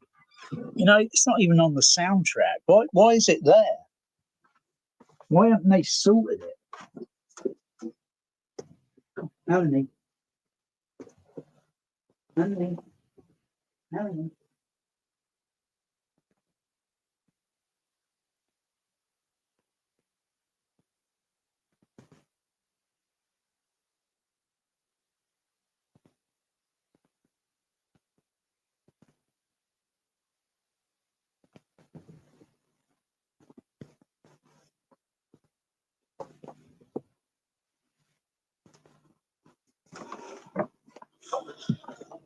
You must absorb the room entirely. It's got to be done on the ceiling, the walls. You got carpet on the floor. That's only, and then you just put treatment all around. So you don't hear that hideous, honky, bloody sound. You don't want to hear it. It's not part of the fucking soundtrack.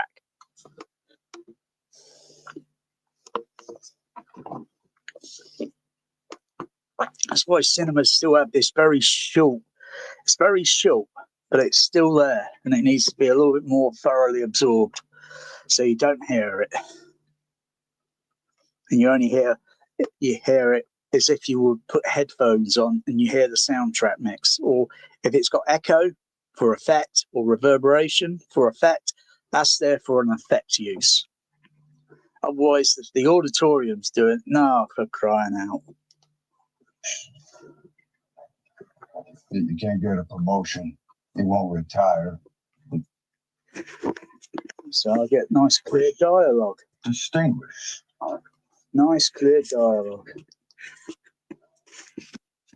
Be whether it boring center channel or gravity directional dialogue. Promotion. You won't retire. And despite your best efforts, you refuse to die. You should be at least a 2-star admiral by now, if not a senator. Yet here you are. Yeah. Well, I had enough of you, of this guy. They put a lot of bass on the dialogue there, a lot of bass. So if you turn the system, if you design the system in such a way, so you just about get a little feel hints of the dialogue, but that doesn't happen in reality, you know. But they do it in a movie, right?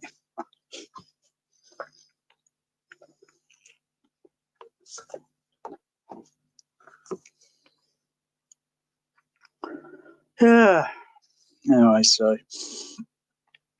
if I reset, I'm not saved any of these settings, I'm not going to, because this movie's not worth it. It's not worth it.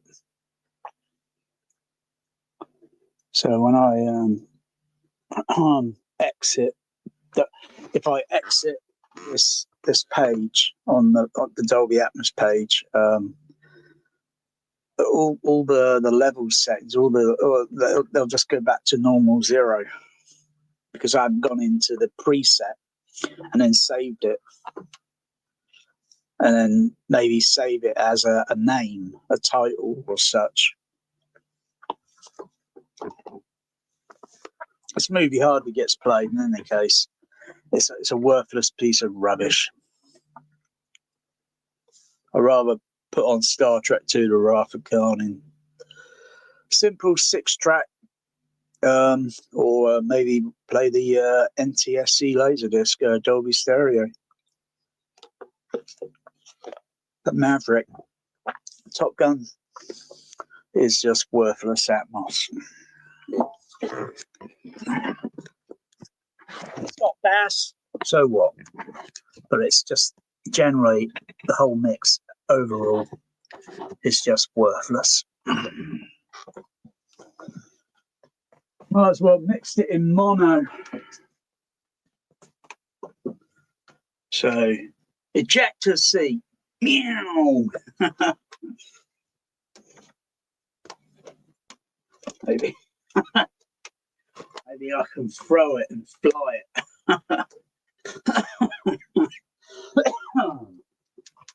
Yeah, load of rubbish. Oh dear. I'll try Alien. Yeah, Alien. Sort of thinking just to get in the back there and just find where those cables are going. And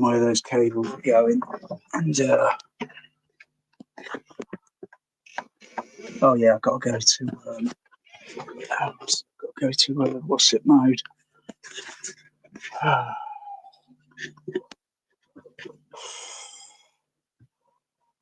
So if I went back to main screen, 2110, 21 110.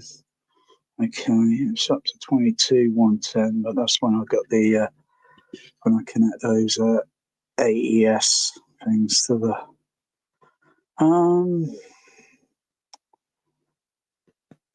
preset Dolby Stereo. The computing, okay. So if I went back to that one there, and went back over to, where is it there?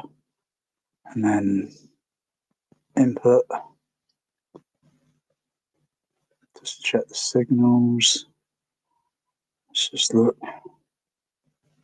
Yeah, they've all gone back to 0 because I haven't saved it. Nothing worth saving for Maverick. He's not worth saving. Okay. The Dolby Stereo. Oh. Just a woke Maverick. That's what it is. Woke.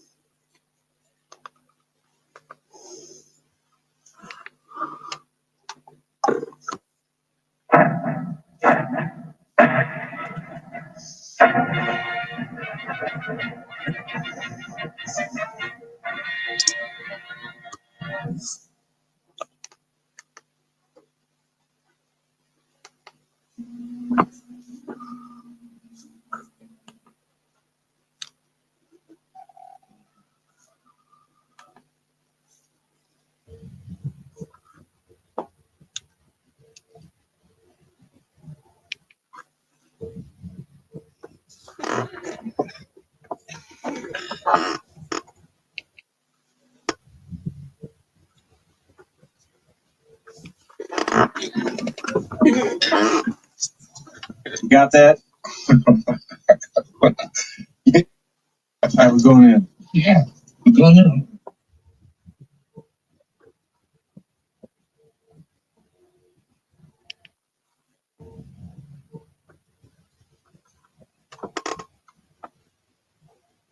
So, I was wondering where the heck it was. Yeah, I might do another theatre maybe when I've got this sort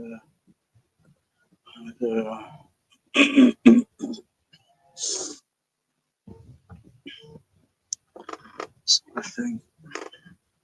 So I've got to go and set. So,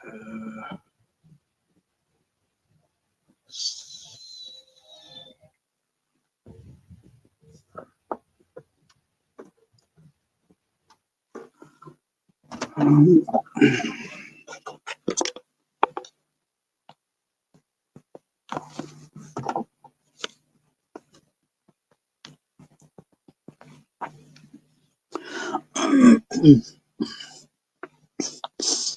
can I just go into this and edit the page? So preset. I've got one. Yeah, I think I could do that. Hang on, let's just try and figure it out.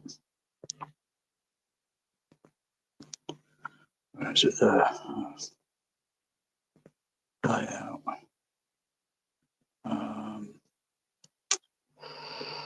Let's see. Let's see.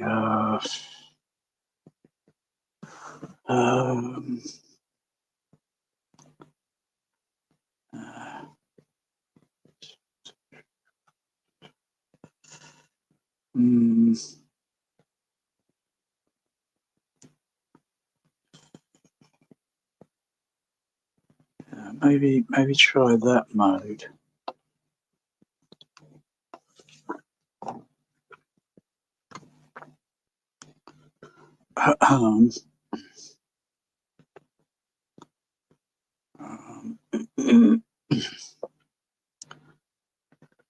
Okay, that'd be. Let's have a look. Scroll down on the. I've just got to add a few more.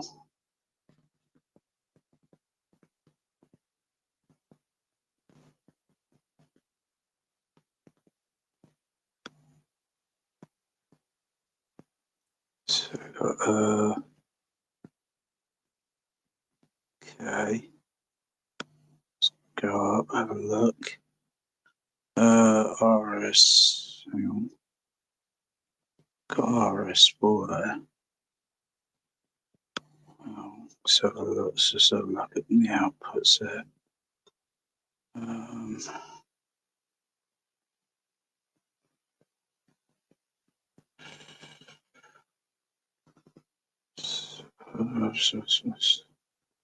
No, that's on the set, right?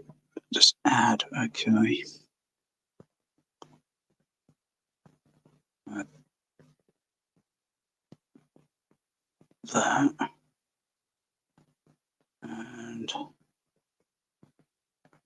that.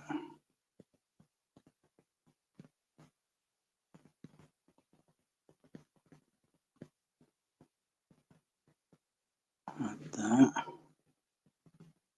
Just check the outputs here.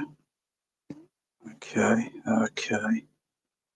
So I've got to look at where the other channels, where those are connected to, and I've got to channel configure.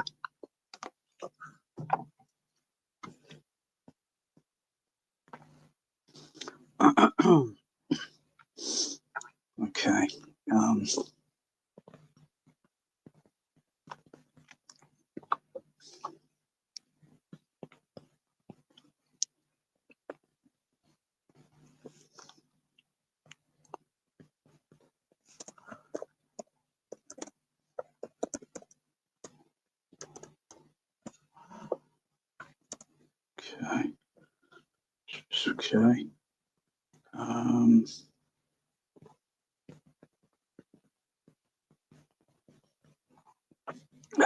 Where is it? So I got 1, 2, 3, 4, 5, 6, 7, 9. Go over to preset there. That's it. Oh, yeah. Sure.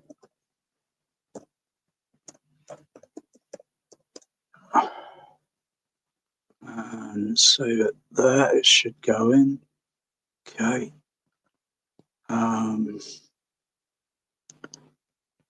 Come back out. Go back to main.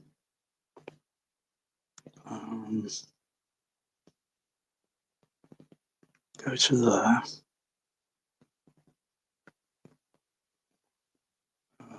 Speaker panel. I've got to see where those, where the inner left, center, right, center located on what channel. This, no, that's hang on, where is it? Where is it?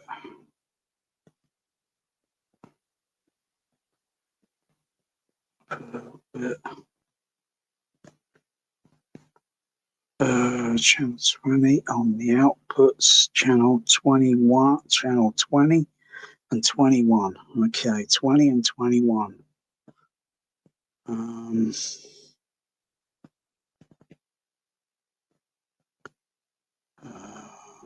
5. My screen 20 and 21. There they are. So put that on 20. And hang on. That'll be 20, surely that'll be on 20. 20. Hang on. Just before I do anything, go back. Just have a double check.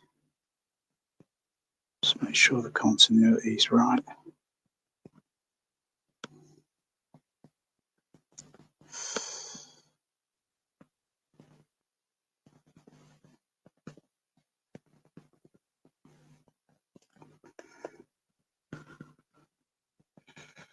$20 on the left center, 21 right center, right. Okay. Go back. It's down there.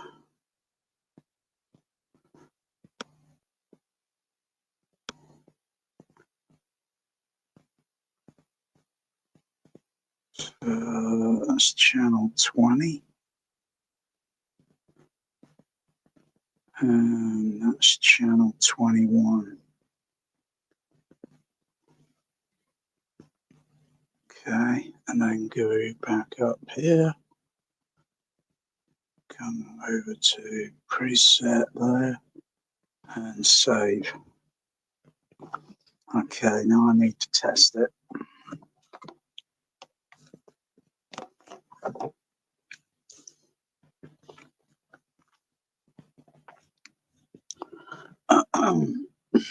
That's main.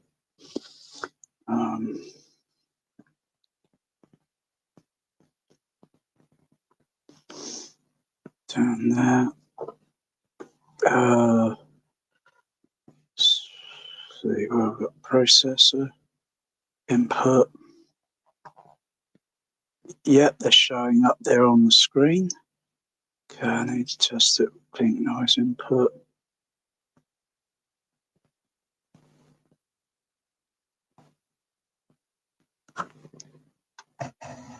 Yeah, and unmute output.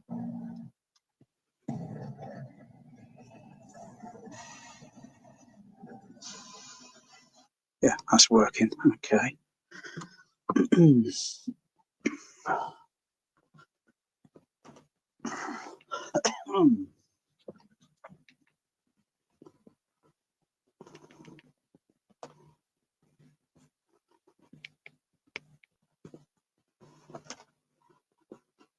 Okay, go to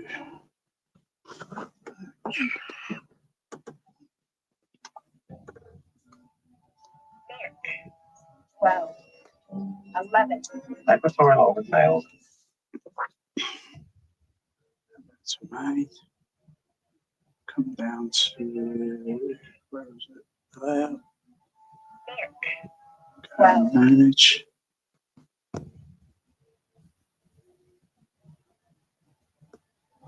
Back. 12, 11. Equatorial over failed. Yeah, it's outputting. Okay.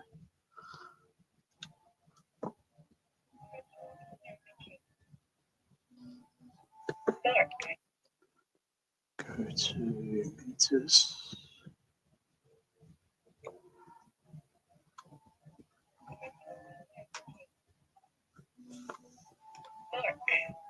12, 11. Equatorial over failed. 9.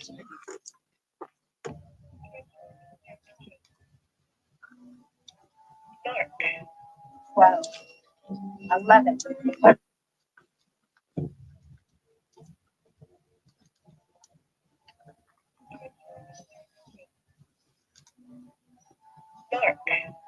12, 11. Equatorial over failed. 9.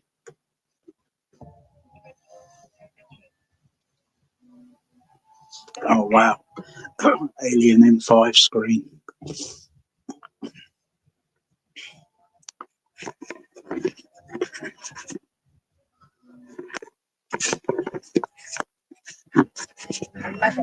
Equatorial over failed.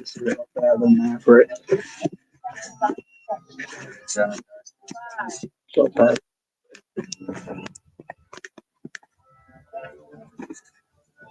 It's got alien xenomorphs on it, you know what I mean? DOR is that high. How's the status on the lifters? Community seat pressure. Wow, I like that dialogue panning across the 5 screen.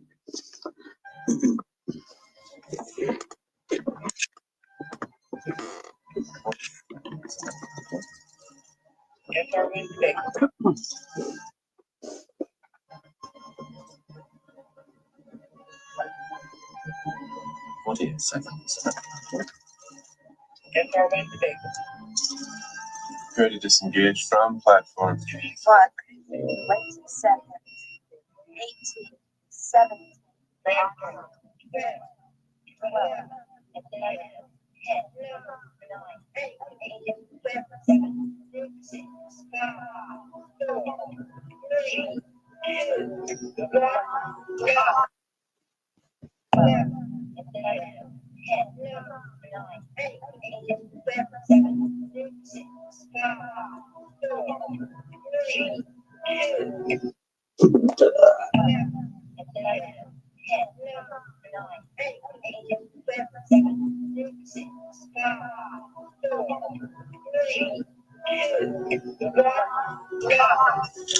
Disengage.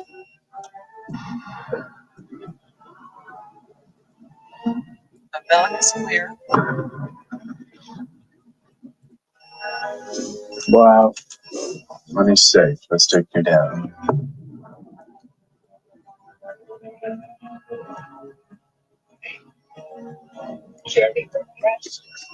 Roll 92 degrees, port yaw. Prime port.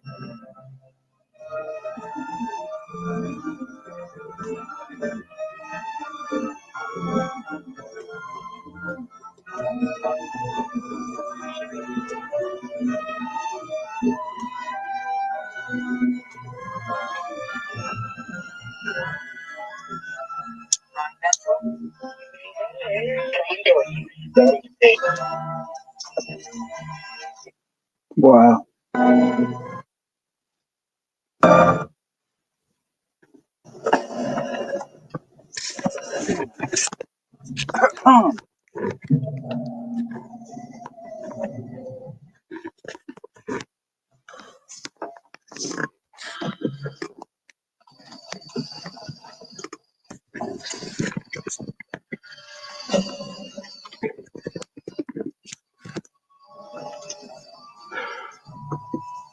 You okay down there?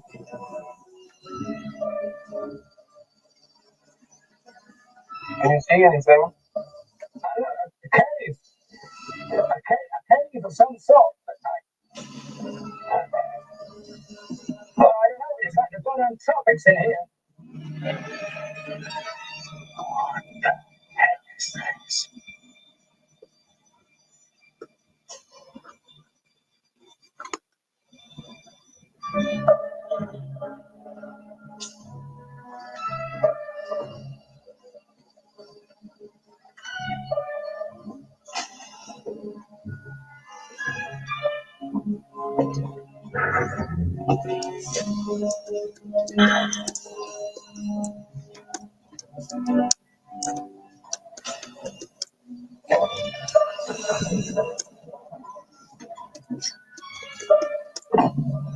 The pit is completely enclosed and it's full of leathery objects like eggs or something.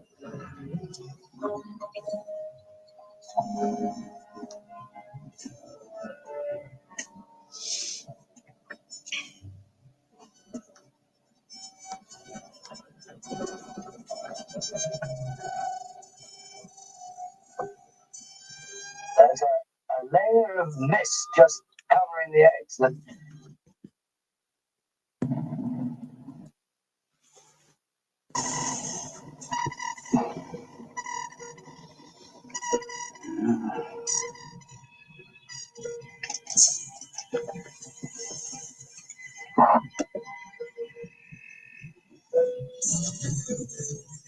Oh, yeah.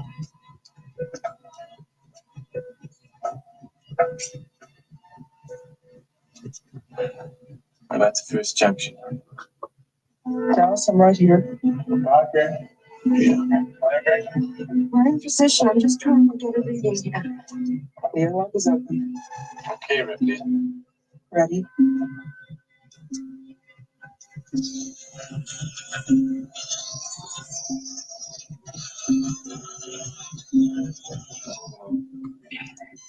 All right, I've got a reading on you now.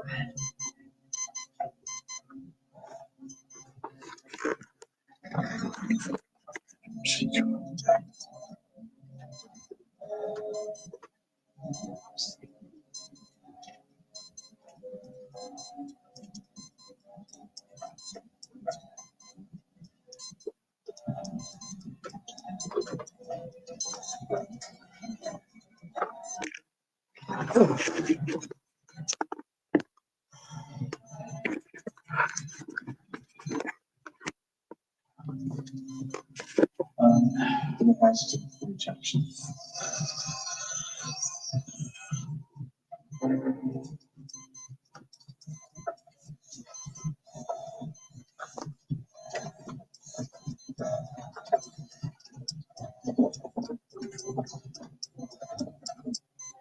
Okay, I'm through. Ripley, Yes. close all the hatches behind me. I'm moving on.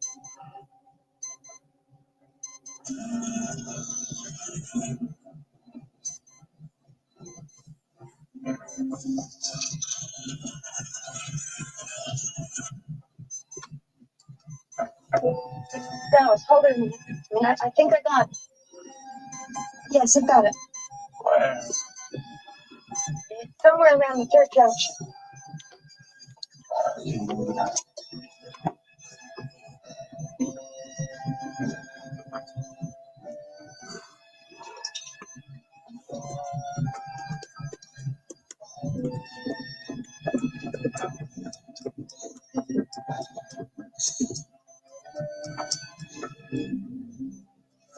It is right around here. Now, Dallas, you have to be careful.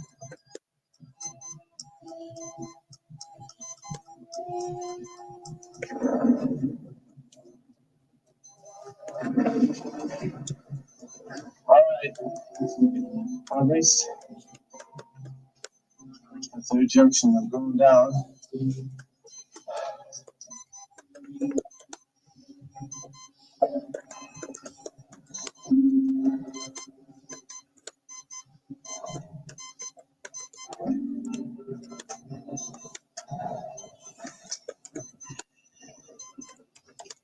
How's around that box?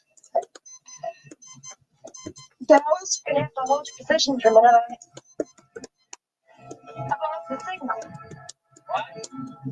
You sure? I'm sure that it's not there. I mean, it's got to be around there somewhere.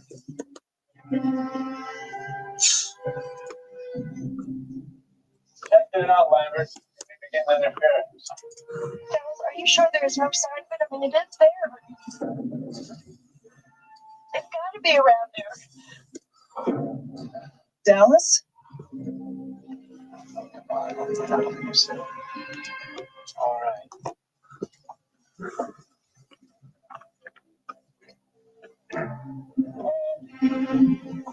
I might carry Lambert. I want to get the hell out of here.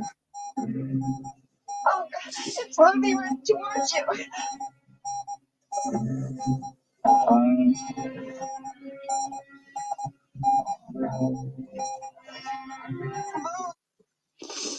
Oh, God, it's moving right towards you. Get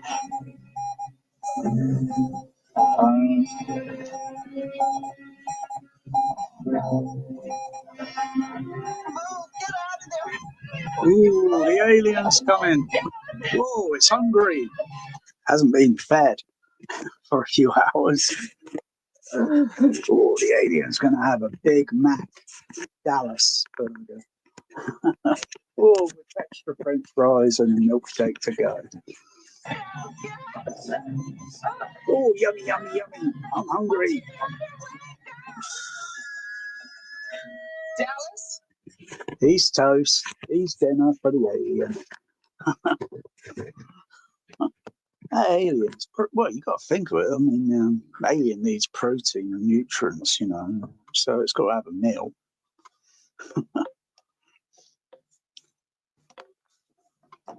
Oh dear. When you look at Alien, it's just a science fiction. It's just the same cliche. Let's say like Friday the 13th or Halloween. People getting bumped off now and then. That's it. And it's just set in sci-fi outer space. That's all. It's interesting.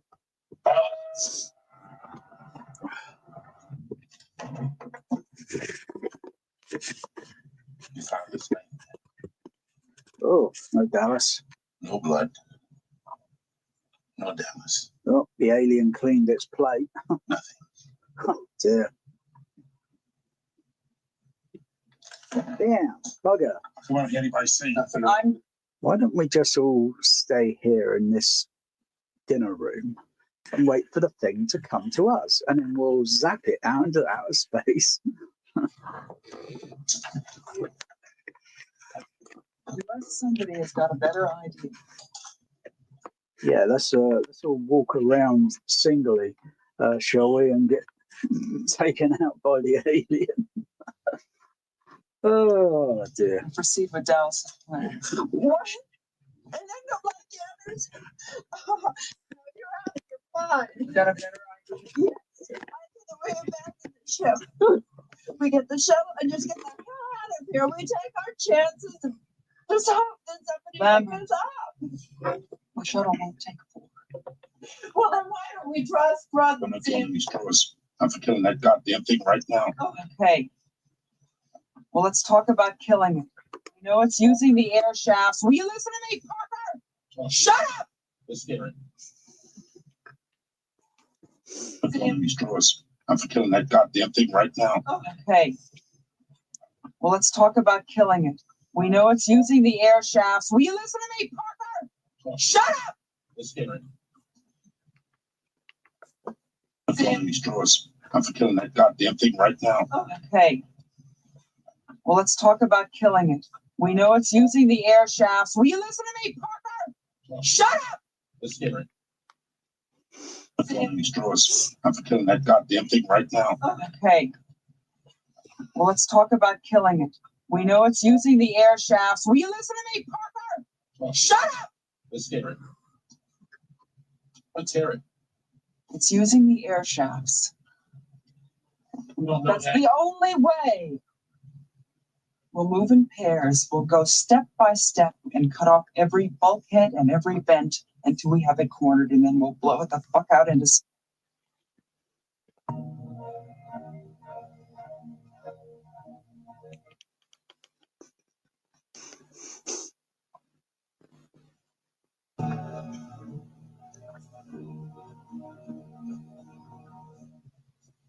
This is just an ordinary prod, like a cattle prod. It's got a portable battery, it's insulated all the way here, all the way up to here. Just make damn sure nobody puts their hand on the end of it. Wow, that's a nice psychoacoustic effects there. This Wow. is an ordinary prod, like a cattle prod. Wow. Way better than Top Gun Maverick. It's insulated all the way here, all the Top way up Gun to here. Maverick, Tom Cruise, Scientology, he ain't got shit on Alien. Just make that.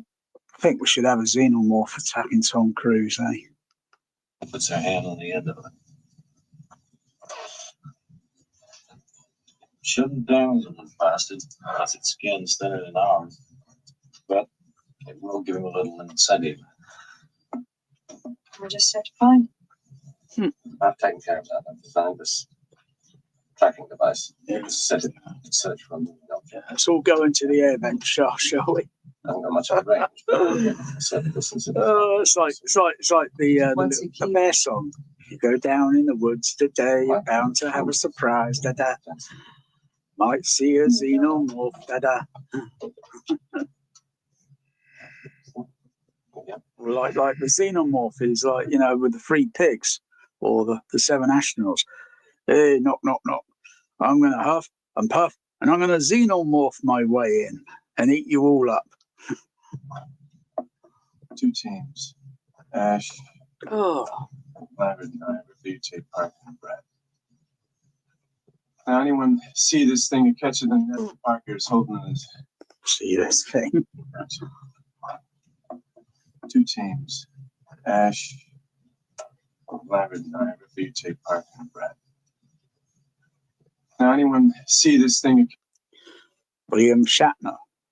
We're looking for some kind of thing, some creature with acid for blood, creature that moves around in darkness.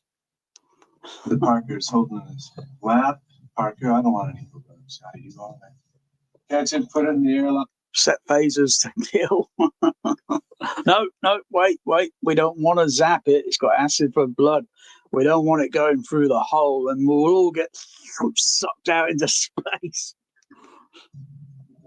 Set phasers to maximum stun. I want it alive, captured if necessary, dead maybe, but then we'll throw it out. And then, I know what they could do, site-to-site transportation, isn't it? Yeah, Star Trek in transport things, can't they do site-to-site? Yeah, that's right. So they lock onto it and then beam the fucker out into space. Problem solved. Challenge all decks. I want you to communicate.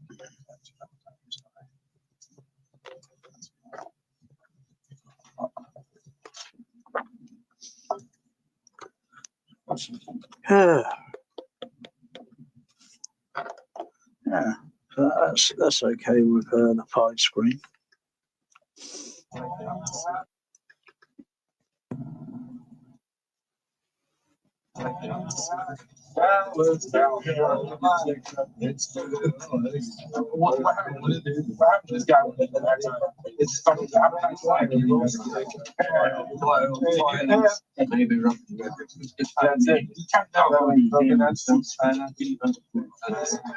The first thing that I'm going to do when I get back is to get some decent food. I can dig. I'm saying I'm eating first food.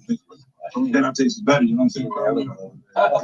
You pound down the stuff like this. I'd rather eat something else, but right now I'm picking food. You know what it's made of. I don't want to talk about it. I'm eating it.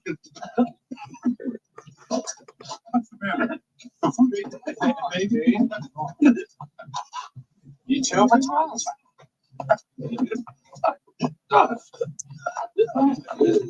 what?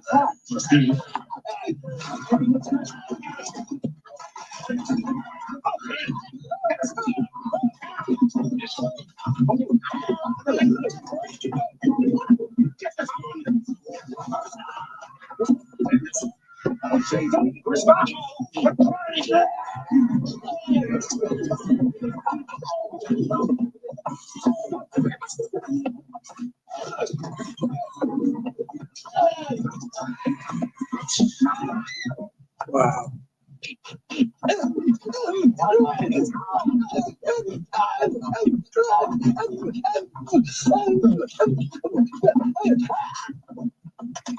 Whoa. Whoa.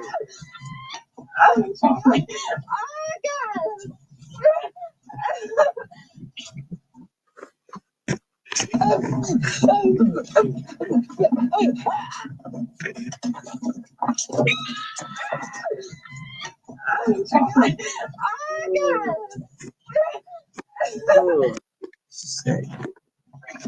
That's sick. Oh, that's it. That's it. Wow. That alien xenomorph in 5 screen.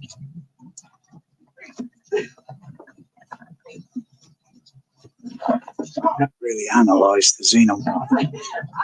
So analyse it in 5 screen, that xenomorph.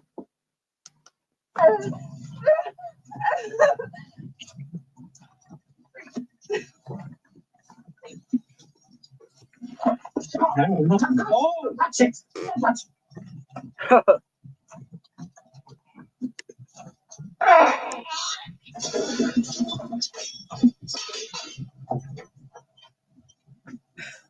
Wow.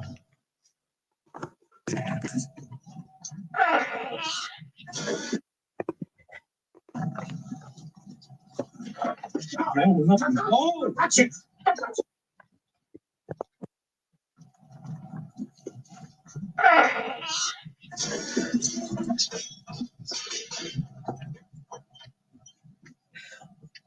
Wow. Xenomorph.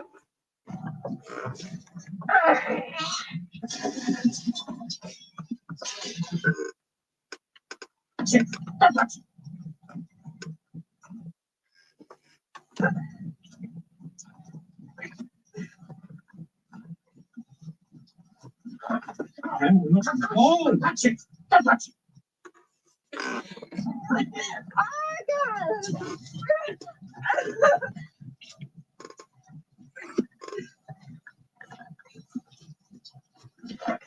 Oh,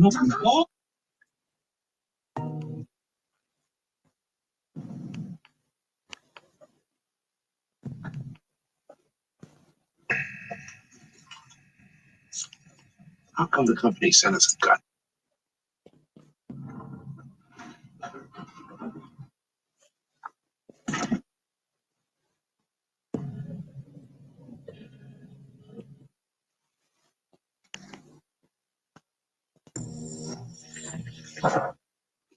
Whoa.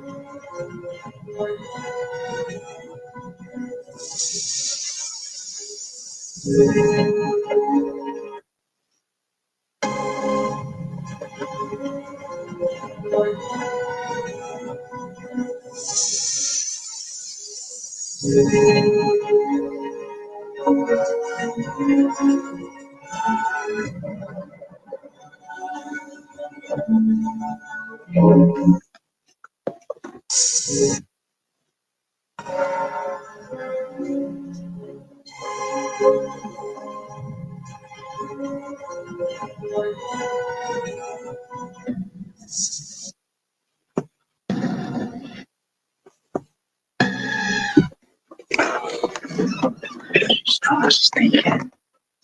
She can't come in. Melanie.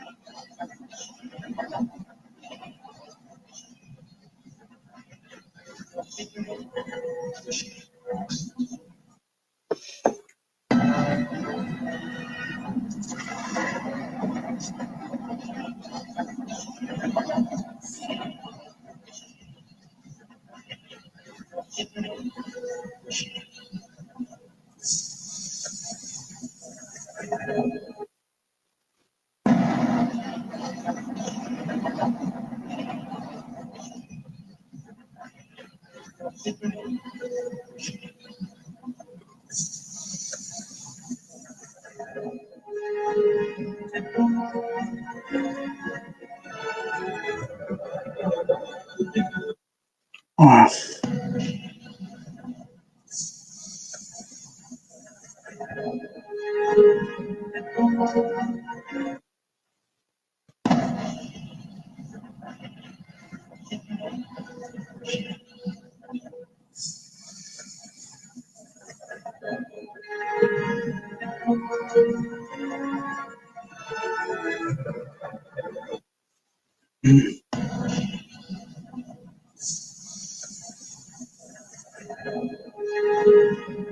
Final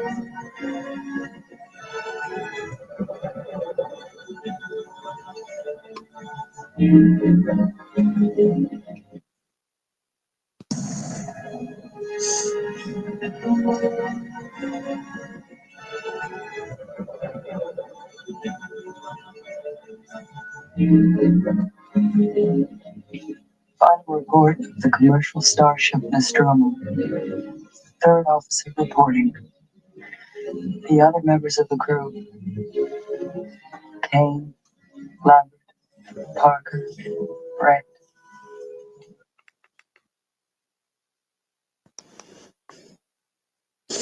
Last survivor of the Nostromo. Signing off.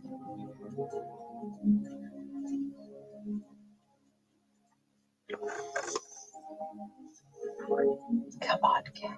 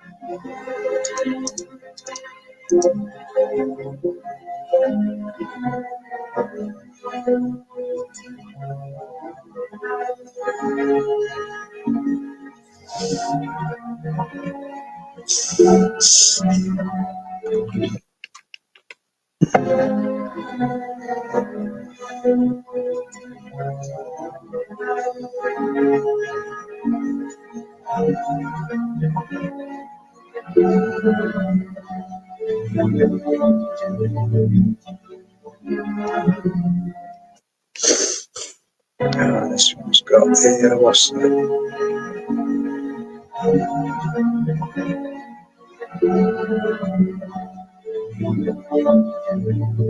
So I've got to go in and turn those off.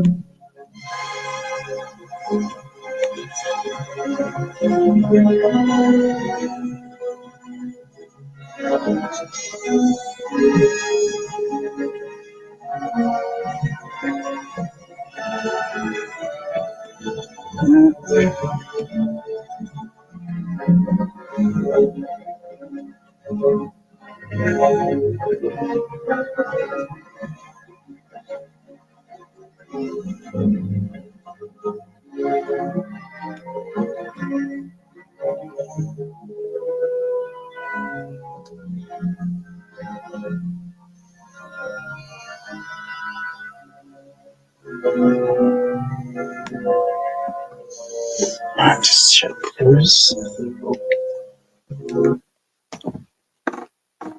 Turn it off.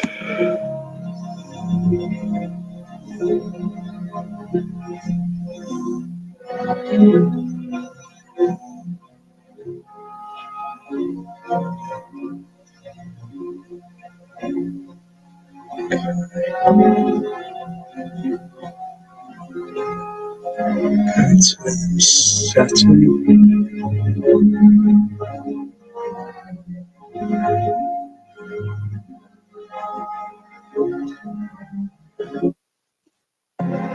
Okay, I should save it.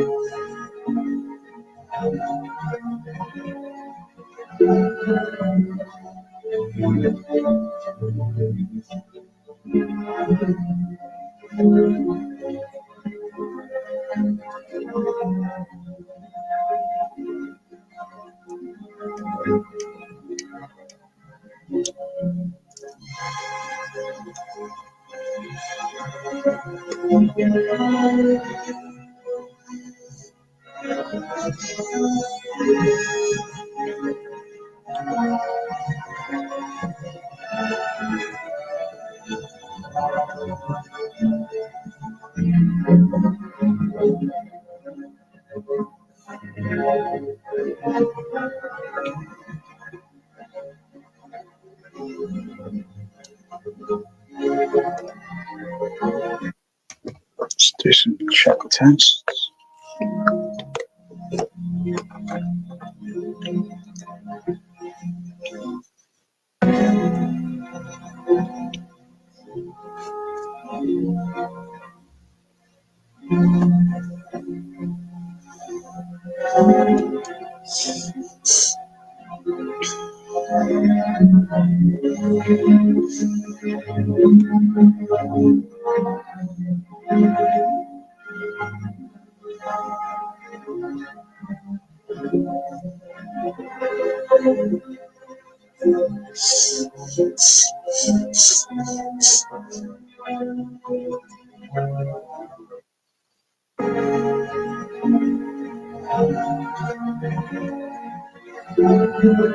Oh, because we're not getting any sub.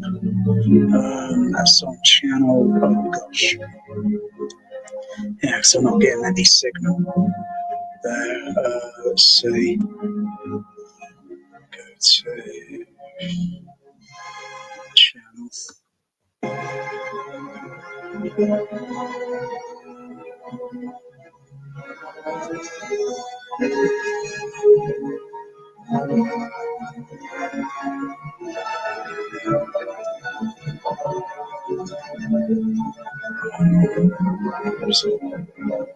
Channel 32.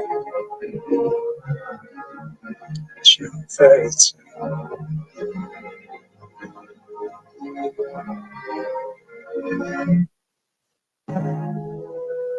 Channel 32. That's channel 9. Okay, move that up to channel 32. And go to preset.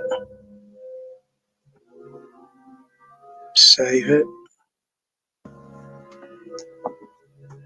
Yeah, saved. Okay.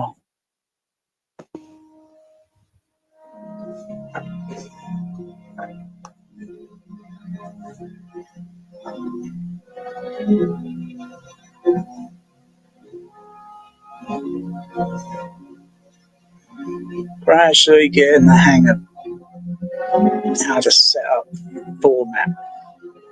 Format modes is the only word, or presets or theatre mode. Gradually, slowly getting, but if I leave it a month or two, I'll probably end up forgetting. A little bit easier, I think, than the storm processor, because always just sometimes I miss a procedure and then I can't finalize the theatre mode. Now I've got to go back and think, what did I forget? What did I miss out? Yeah.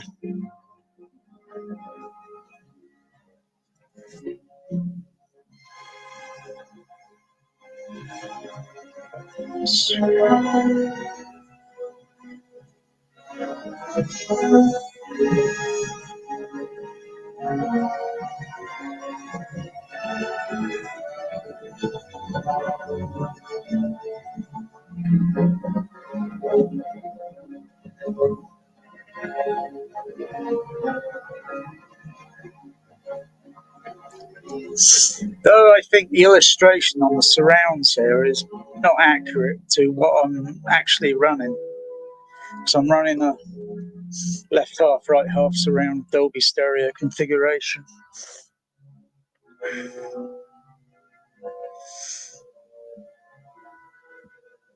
There's not a lot of home theatres around that are even running that configuration as I speak.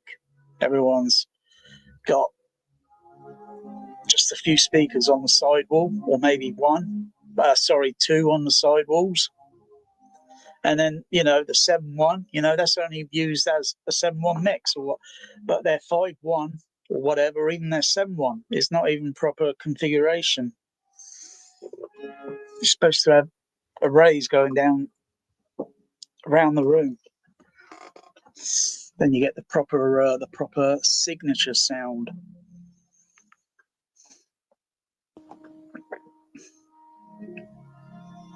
And you got to have the same speakers as well. That's important. You say you got the same speakers all going. A lot of home theatres today wouldn't even know that. They're just reading AVS forum rubbish. Most people have got a trinnov. You probably got them set up incorrectly. Like, what was that home theatre recently? He's only got a Storm audio processor. But he's got that stupid 60-inch sub-bass speaker in the back of the room or whatever. And he's not even using a 5 screen. Oh, God, he doesn't know what he's missing. Doesn't know what, He ends up using the processor mostly. How many subs has he got? His room is what, 9, 11, 11, or was it 9, 11, 10, or whatever it is? I don't know.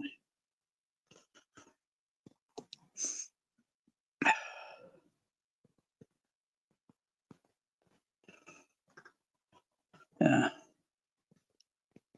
And most of these people wouldn't even know how to run a proper Dolby stereo movie in their home theatre. It's not a case of each to their own. They just wouldn't. If I went round, I'd think, oh, crikey, you're doing it wrong.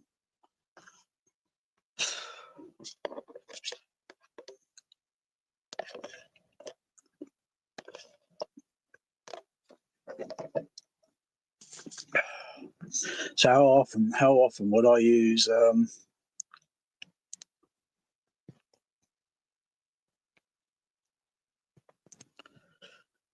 is it?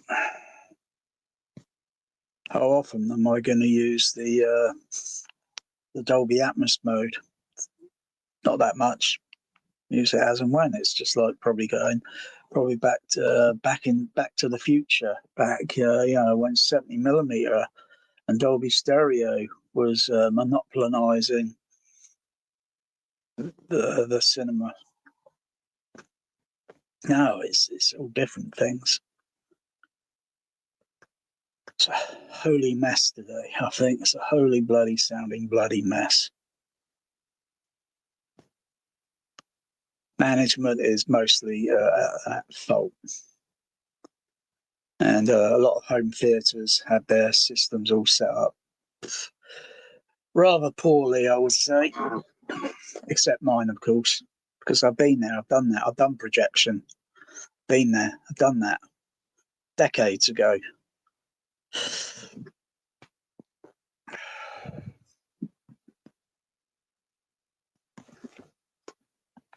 Like this layout here should have a few more speakers going along the back wall. It should, and along the side wall, but it's all listed down here in the It's all listed down here. It's all listed there.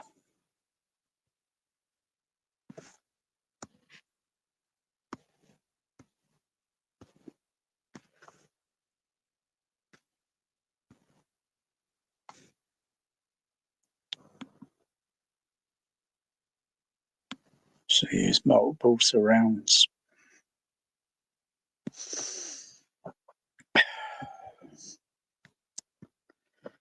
Yeah. AVS forum members think they're right. No, they're wrong.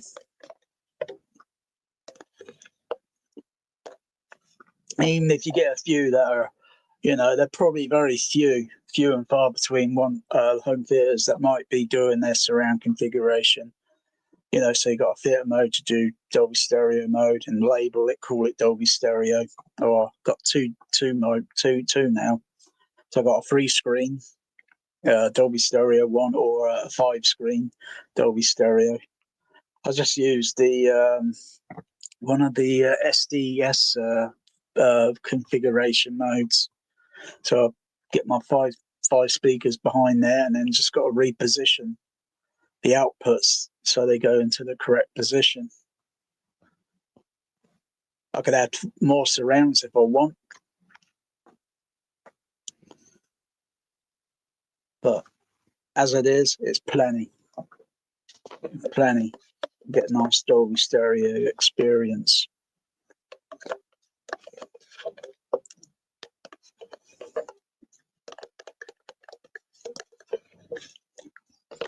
I want to try the other modes on this processor. Haven't yet decided where I'm going to put speakers on the floor, additional speakers, and then see what it sounds like, see what it's doing, what it can or cannot do. Just check it out.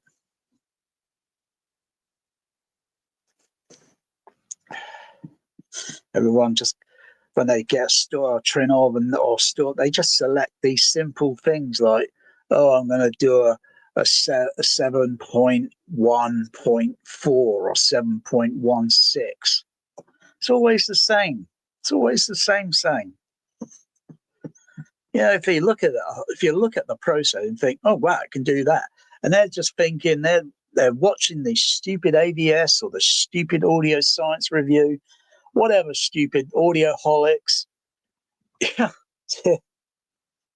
you could put more speakers on the bloody ceiling. They're just following this stupid whatever. Sound can just move in so many positions. Look, I'm just making a sound now. How many speaker positions do you think that was that I just did? How many speaker positions do you think that was? Quite a bit. Quite a bit. It's not like you do something there and then you do something there. That's hot jumping. I call it hot jumping from one speaker to another. Sound in reality doesn't do that. It's very subtle movements, very tiny, small degrees. I don't want bloody sound hot jumping.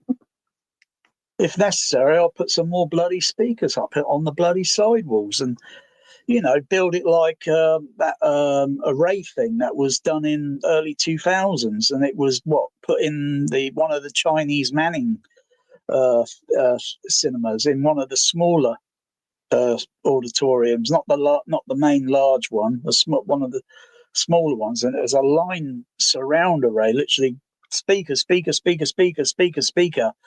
going literally around the auditorium. So it moves and shifts the signal, I guess, because I've never heard it actually in person, because, yeah.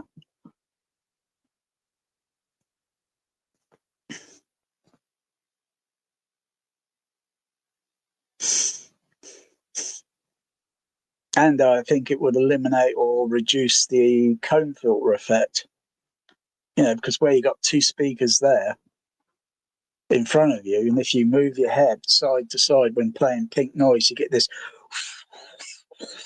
sort of signal. The Rat channel, the Dave Rat channel. He kind of explained he did a test about a year or so ago, pink noise, and doing different, a very sort of unique test, and it eliminated the comb effect.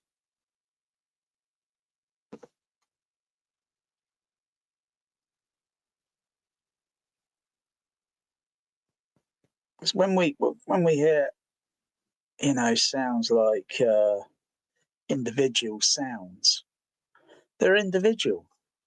When they're mixed, you get this weird effect. Unless, of course, they filter out that bloody effect and go with something else. But they'll probably have to do 2 mixes or something. Of course. It gets boring.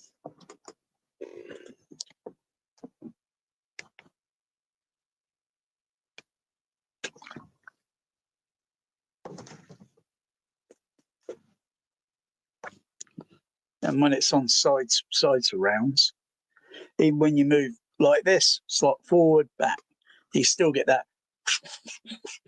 sound. So it's playing pink noise. And then when you move forward slightly, it goes slightly. It shouldn't do that. But if you do it very carefully, very, very, very carefully, and then if you use a little time delay, you could maybe trick the ear into thinking it's minimized it a bit. It's not as drastic without the time delay. It's, well, bloody hell, it's terrible. Put a little time delay, carefully adjusting and shifting and move it until you minimize it, and then just leave it there. Oh yeah. Multi arrays. You can put as many bloody speakers in a room as you want, depending on the size of the speaker, its capability and such. And you just put a boof. And you do the floor, the ceiling, the sideboard, yeah, the whole damn thing.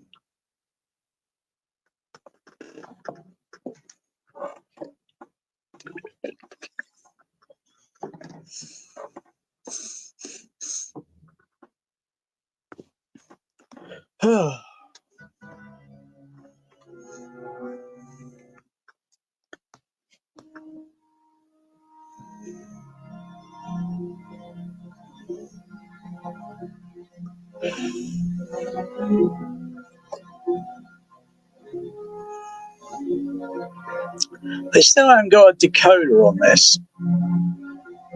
Like a set, like an additional decoder, additional decoder.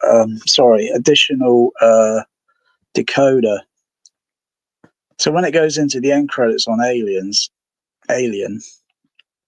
it's just running screen left, right, and the mono matrix. Not the mono discrete surround. Even though I got my decoder C activated, so I've got music going in the center channel. Yeah, they need to have something additional, but I don't think that's even doable. Maybe with software, with trinnov, I don't think that's doable. It's got to have something actually built into it. You know, you got to send it back to them, and you know, I got to get back onto trinnov and have another email discussion, because there's still quite a few things here that need to be done. That can make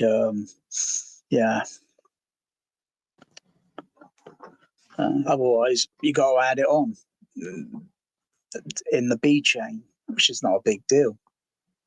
Not a big deal. Makes it, because then you learn something by doing it. Sometimes the left right are only running. Die Hard end credits. That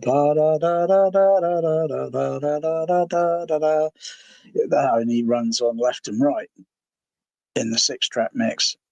In the Dolby Stereo Matrix mix, it runs on all channels.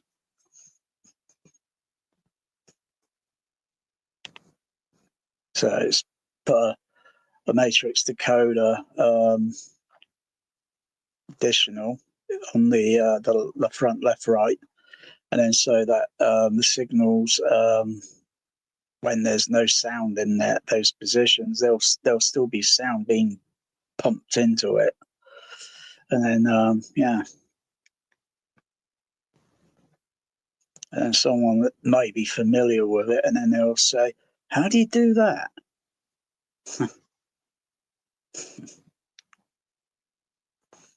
Because they want a piece of the action.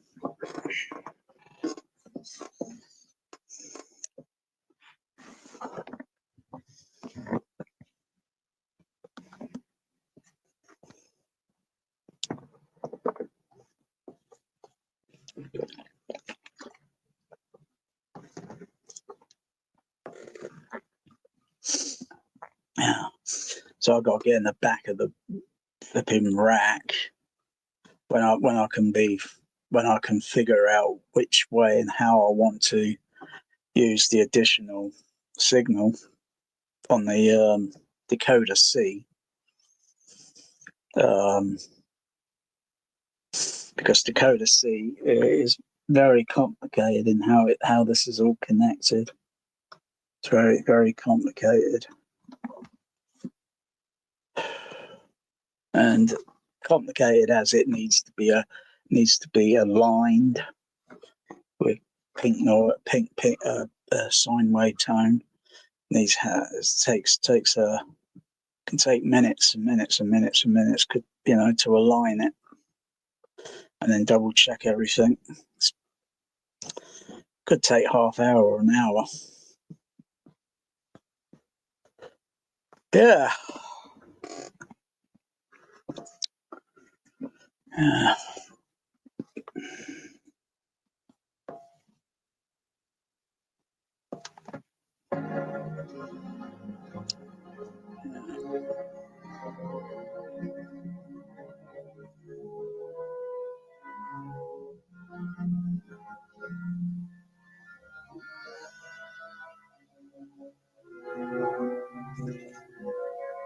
So the additional inner left, inner right, they're not active at the moment because the signal's got to be.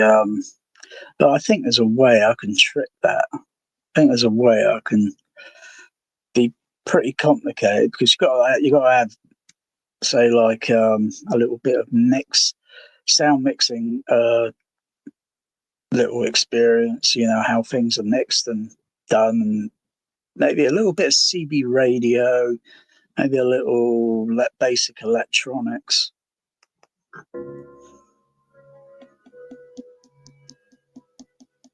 I'll have to do some diagrams, because I like to have those 5 screens running on the end credits of Aliens, on Alien. Be very crude, very, very, very, very difficult sort of thing.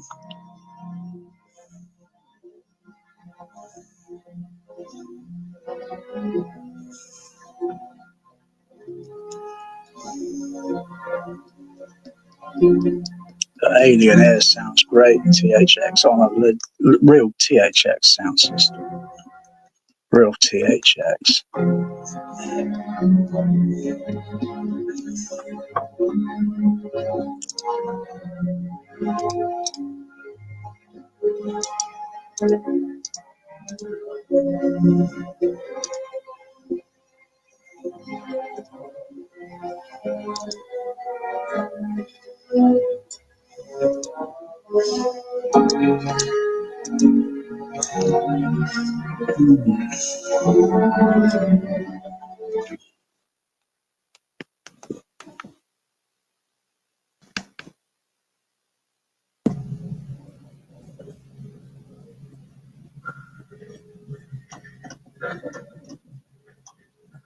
Boop, boop. That's going to be deep bass.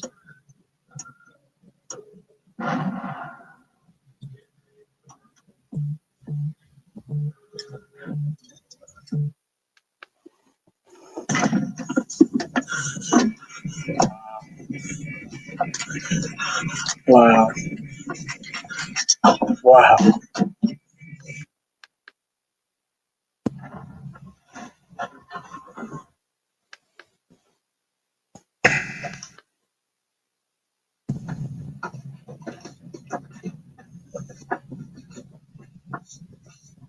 Okay.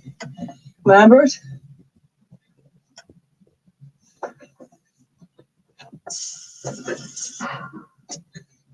Oh. Ash, open the door.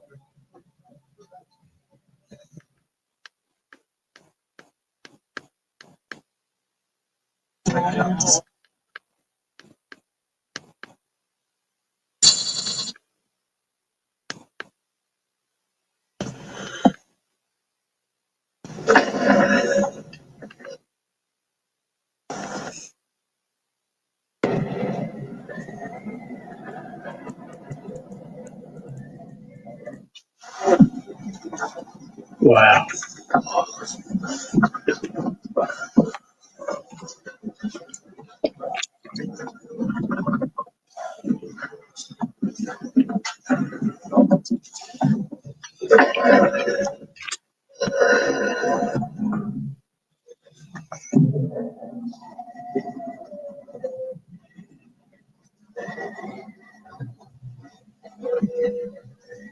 Wow.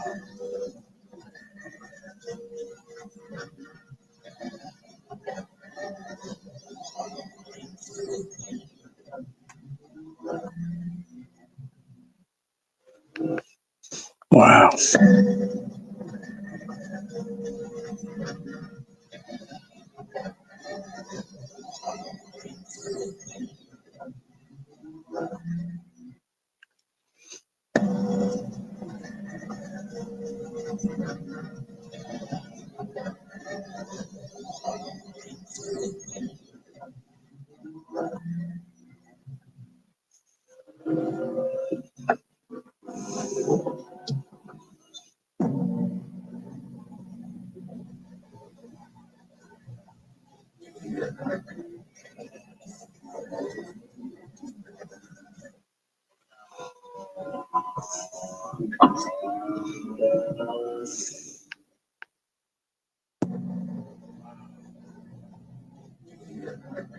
Wow. Mostly that is brilliant in Dolby Stereo. Top Gun Maverick ain't got shit on that.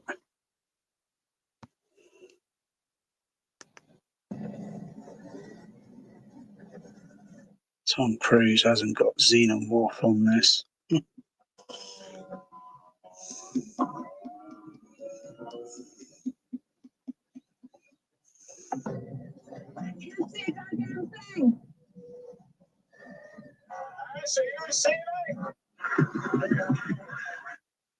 Wow.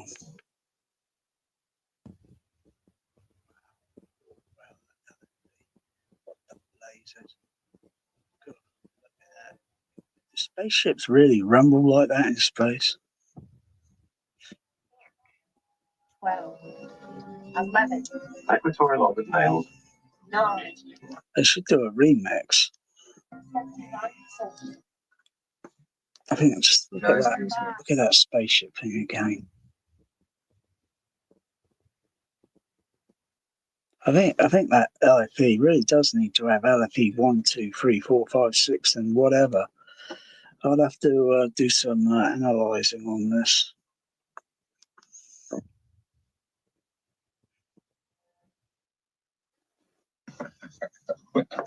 Yeah. I was going in. Yeah, we're going in.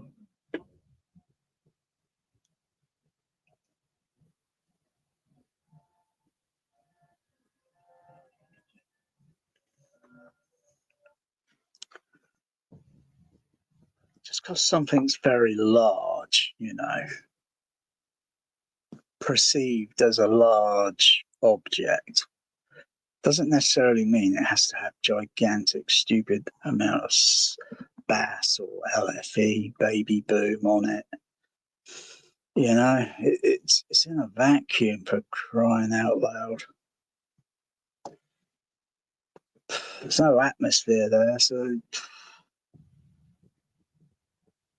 I'm just trying to think. What you can't do it like a blowstring, because the spacecraft is up here. Can't do a Star Wars overhead sort of thing. But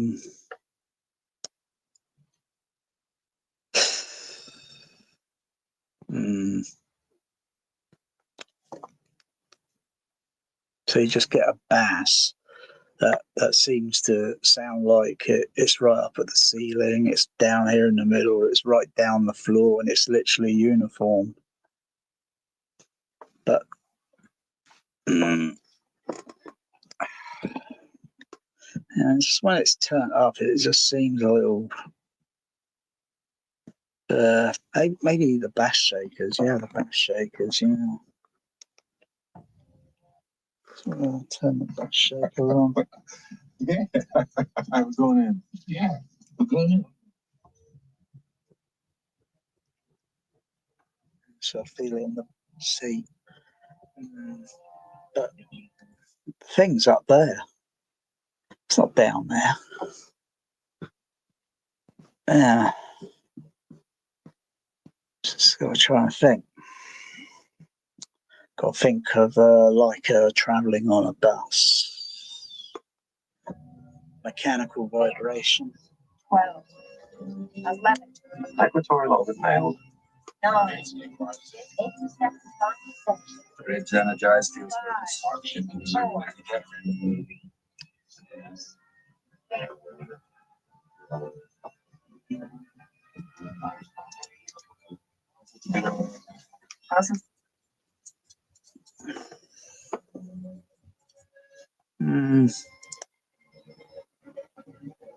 Yeah.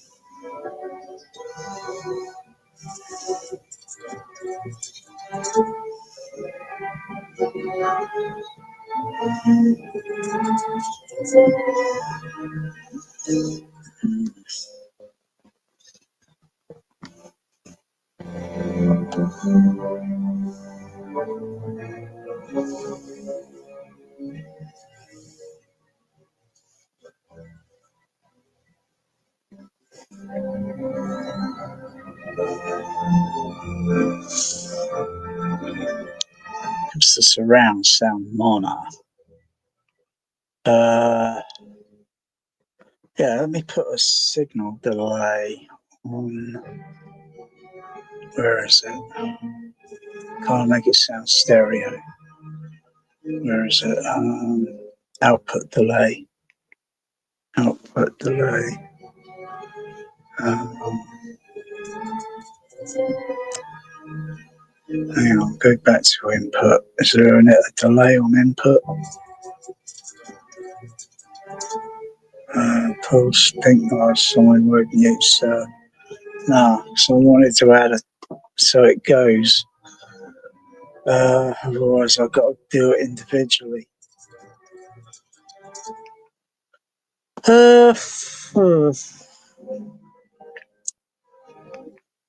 So the right.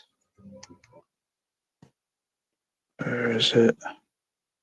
Down there delay. Right. Where's the right signal?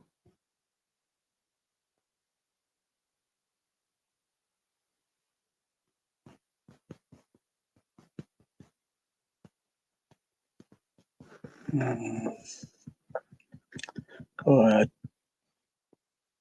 Can't just hold it. Can I use that key there? No, I can't use the arrow keys there. Got to use this. Tap, tap, tap, tap, tap, tap, tap. Can I click in it? No, gotta do it.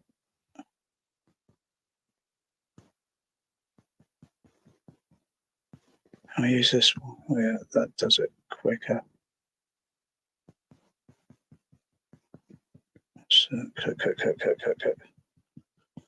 About, is it about 86, 70 or 80 millisecond? Yeah, about 70 there on the right. Go up, click.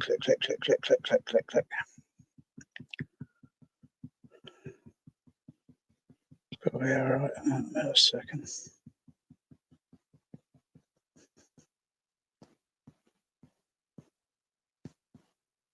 So there, right. Click.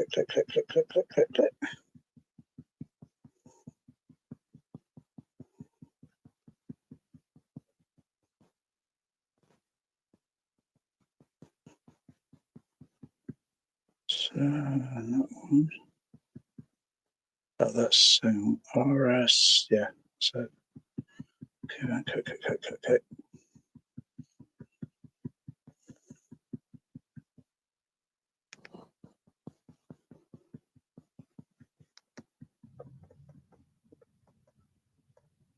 Let's have a listen. Yeah, it sounds kind of stereo-ish now, but it's not because it doesn't have any panning.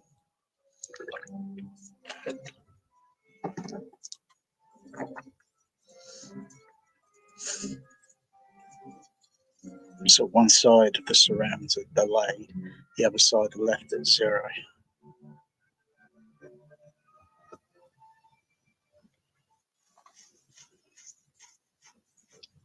I could make another theatre mode for this, and I could make a theatre mode for that, just for Alien,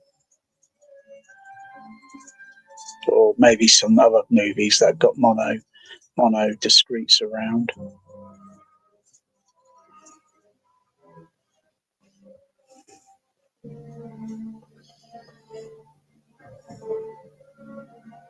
Yeah, so kind of movement sort of like that, but there's no individual pans. Yeah, it seems like stereo.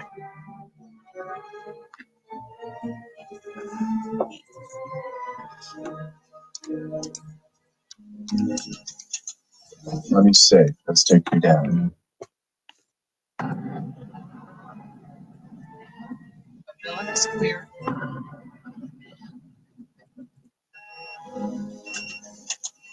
Let me see. Let's take you down.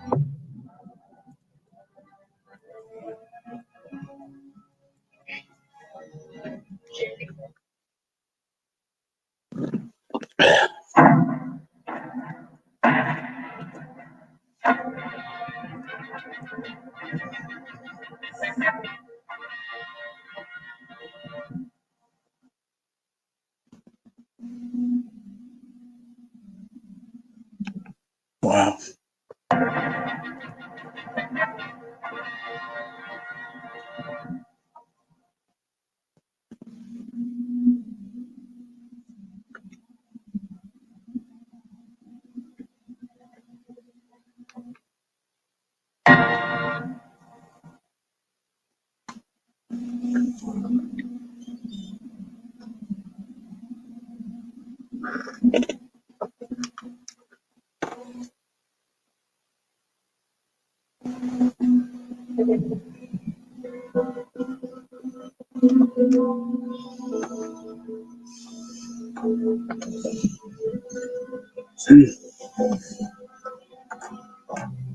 Wow, mostly.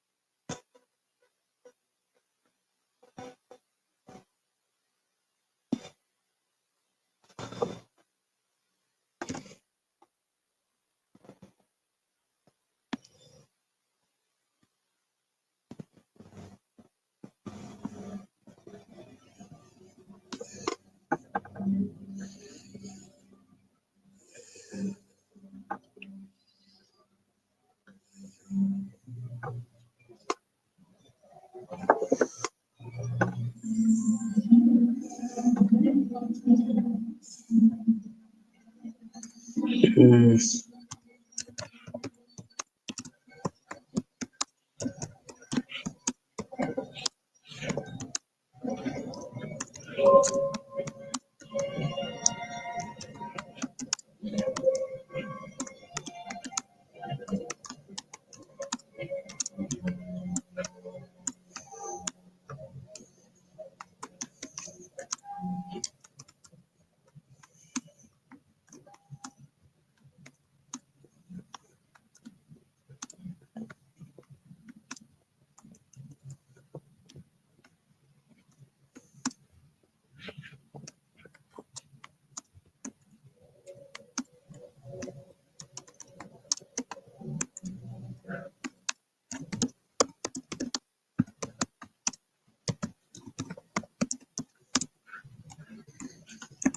Mm.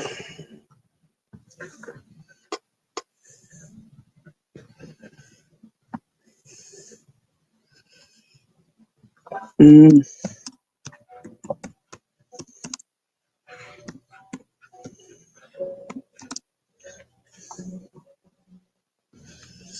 Mm.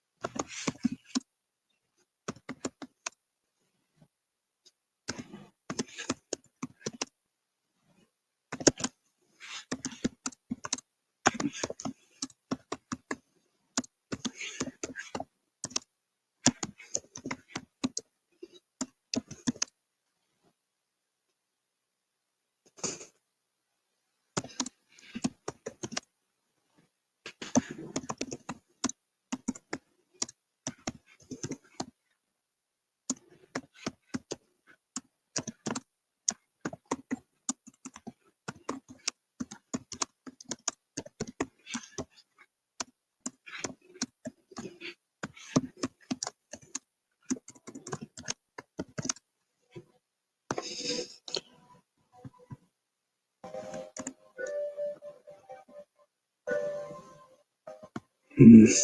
Mm.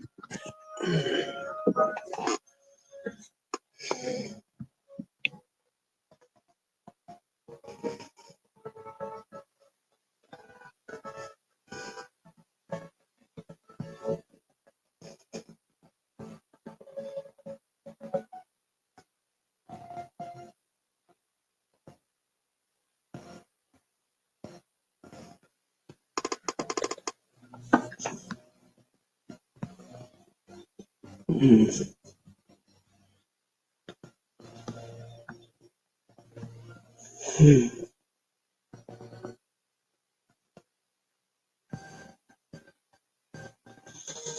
Mm.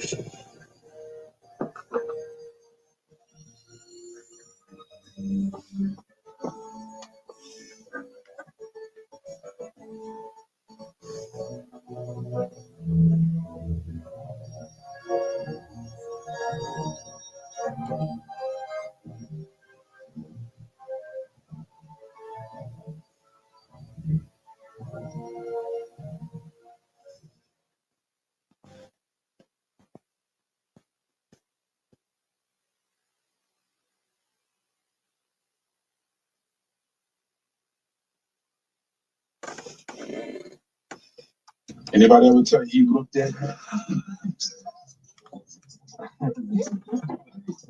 Oh yeah, right. I just forgot something, man. Before we thought, I think we ought to discuss the bonus situation. Right. Right now, we think we deserve full shares. Right. You see, Mr. Park and I feel that the bonus. Oh yeah, right. Still with us, Brett.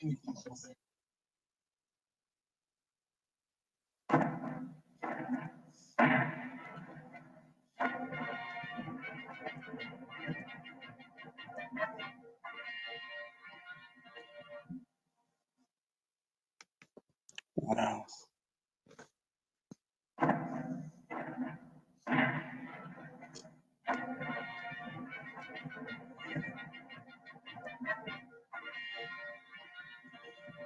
Mostly alien xenomorph.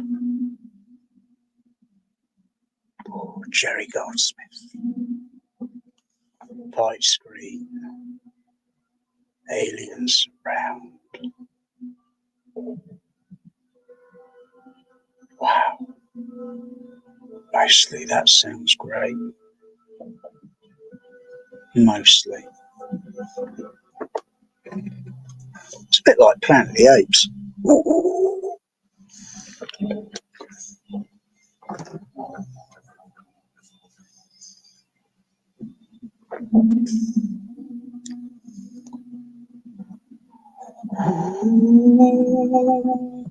This car go, ooh, like, ooh, it's haunty. Ooh, a xenomorph's going to be in it.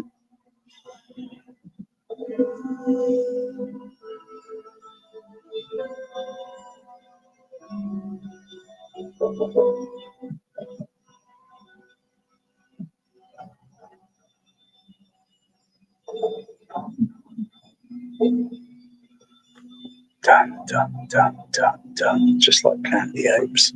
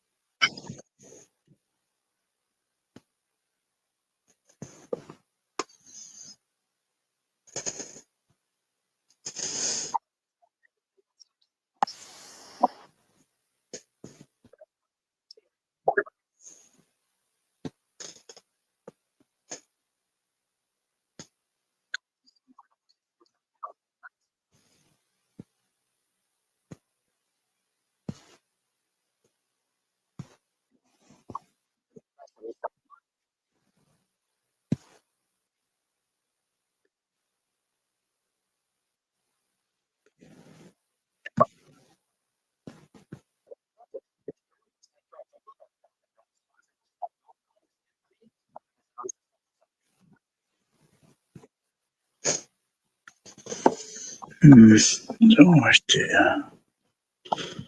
Weird.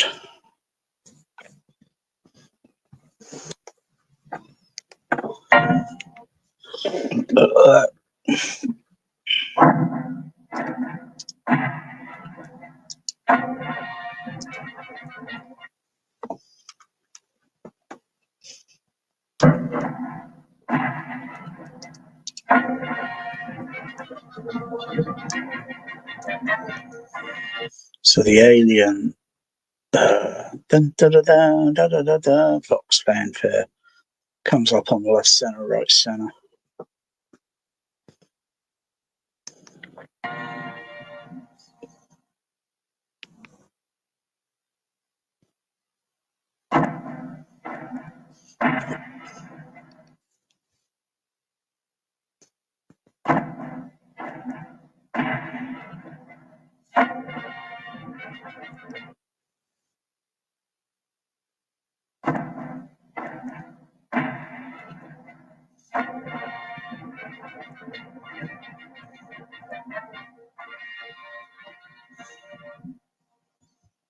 Wow.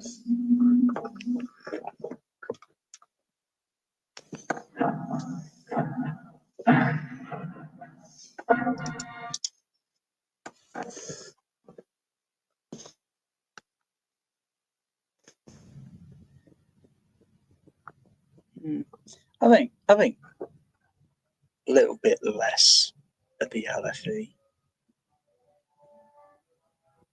A little bit less. The rest of the bass, it's got a movement.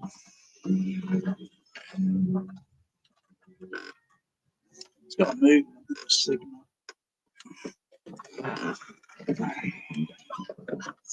Very subtle movement.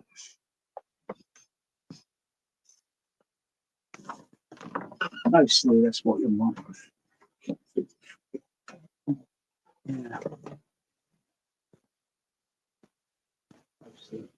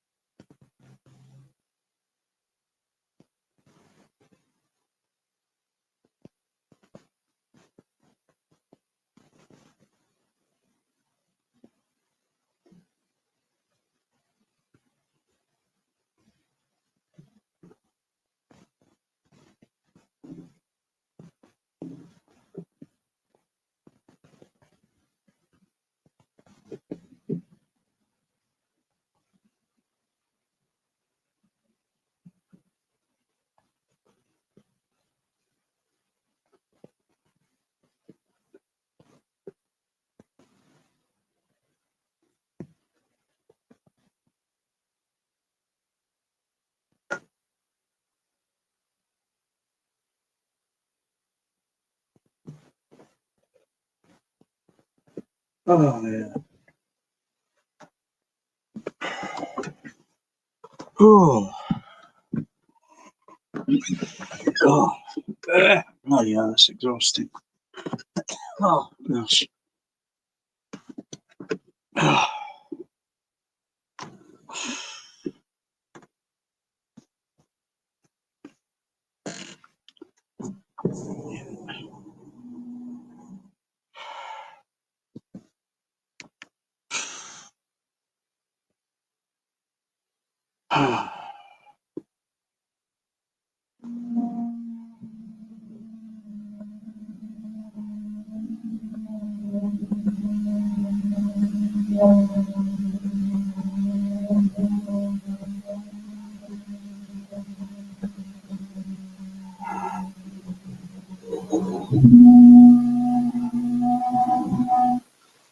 Oh yeah.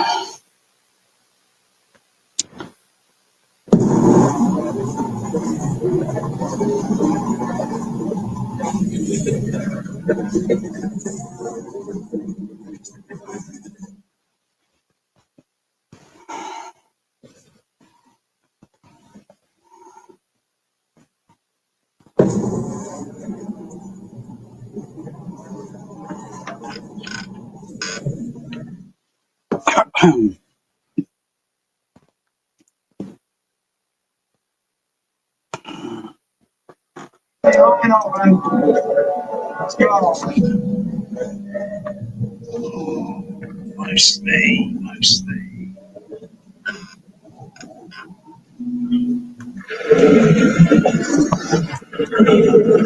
Mostly. Right. I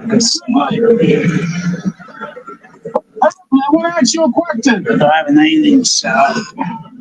If they find what they're looking for out there,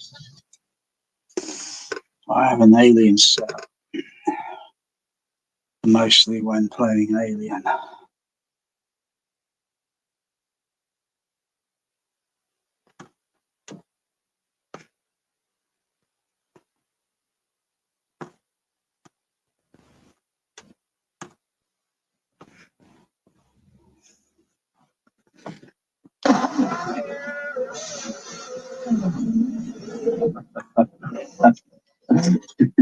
you sound great.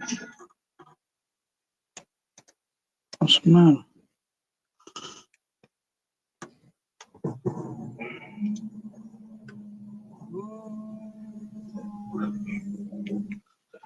Mostly Alien.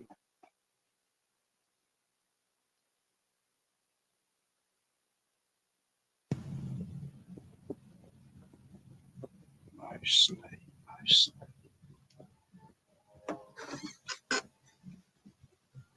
Listen to that alien. Wow. I mean, the bass run that you get on the surround is kind of uniform because it's low frequency. It's bass. So, it's everywhere, from the surround. But really, the ship is up there. The problem is with bass, it goes out in the room. If you've got speakers on the ceiling, you output bass, sine wave. It's just going to spread out throughout the whole. It's not going to stay up there, And any sine wave tone that you generate up in the overhead, you're going to hear it down. It's not like, let's say you go out in the real world. Not that many people do with their home theatre. They live in a world of fantasy, But you go out in the real world and listen to, say, like certain things, aeroplanes, But sound is up there. Even though it might be generating and it's going upward, but there's nothing there for it. There's no ceiling. There's no boundary surface for it to reflect on. It just go up and up until the sound just gets very thin with the air getting cold, dense, chilly. No sound. But it will slightly, you can hear an aeroplane going overhead at maybe 2 a.m. in the morning. It might be about 2 miles up. You can just faintly hear it. Very faint, tiny, small sound.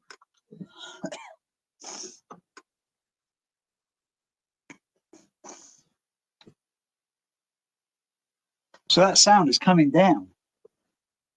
It could reflect still, but you know, but it's very weak in energy. It's not great, you know, because it's a couple of miles up.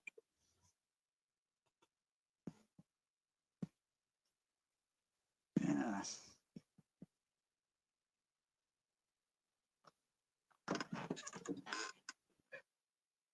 I'll work on the alien. Have a little think on the alien, work something out.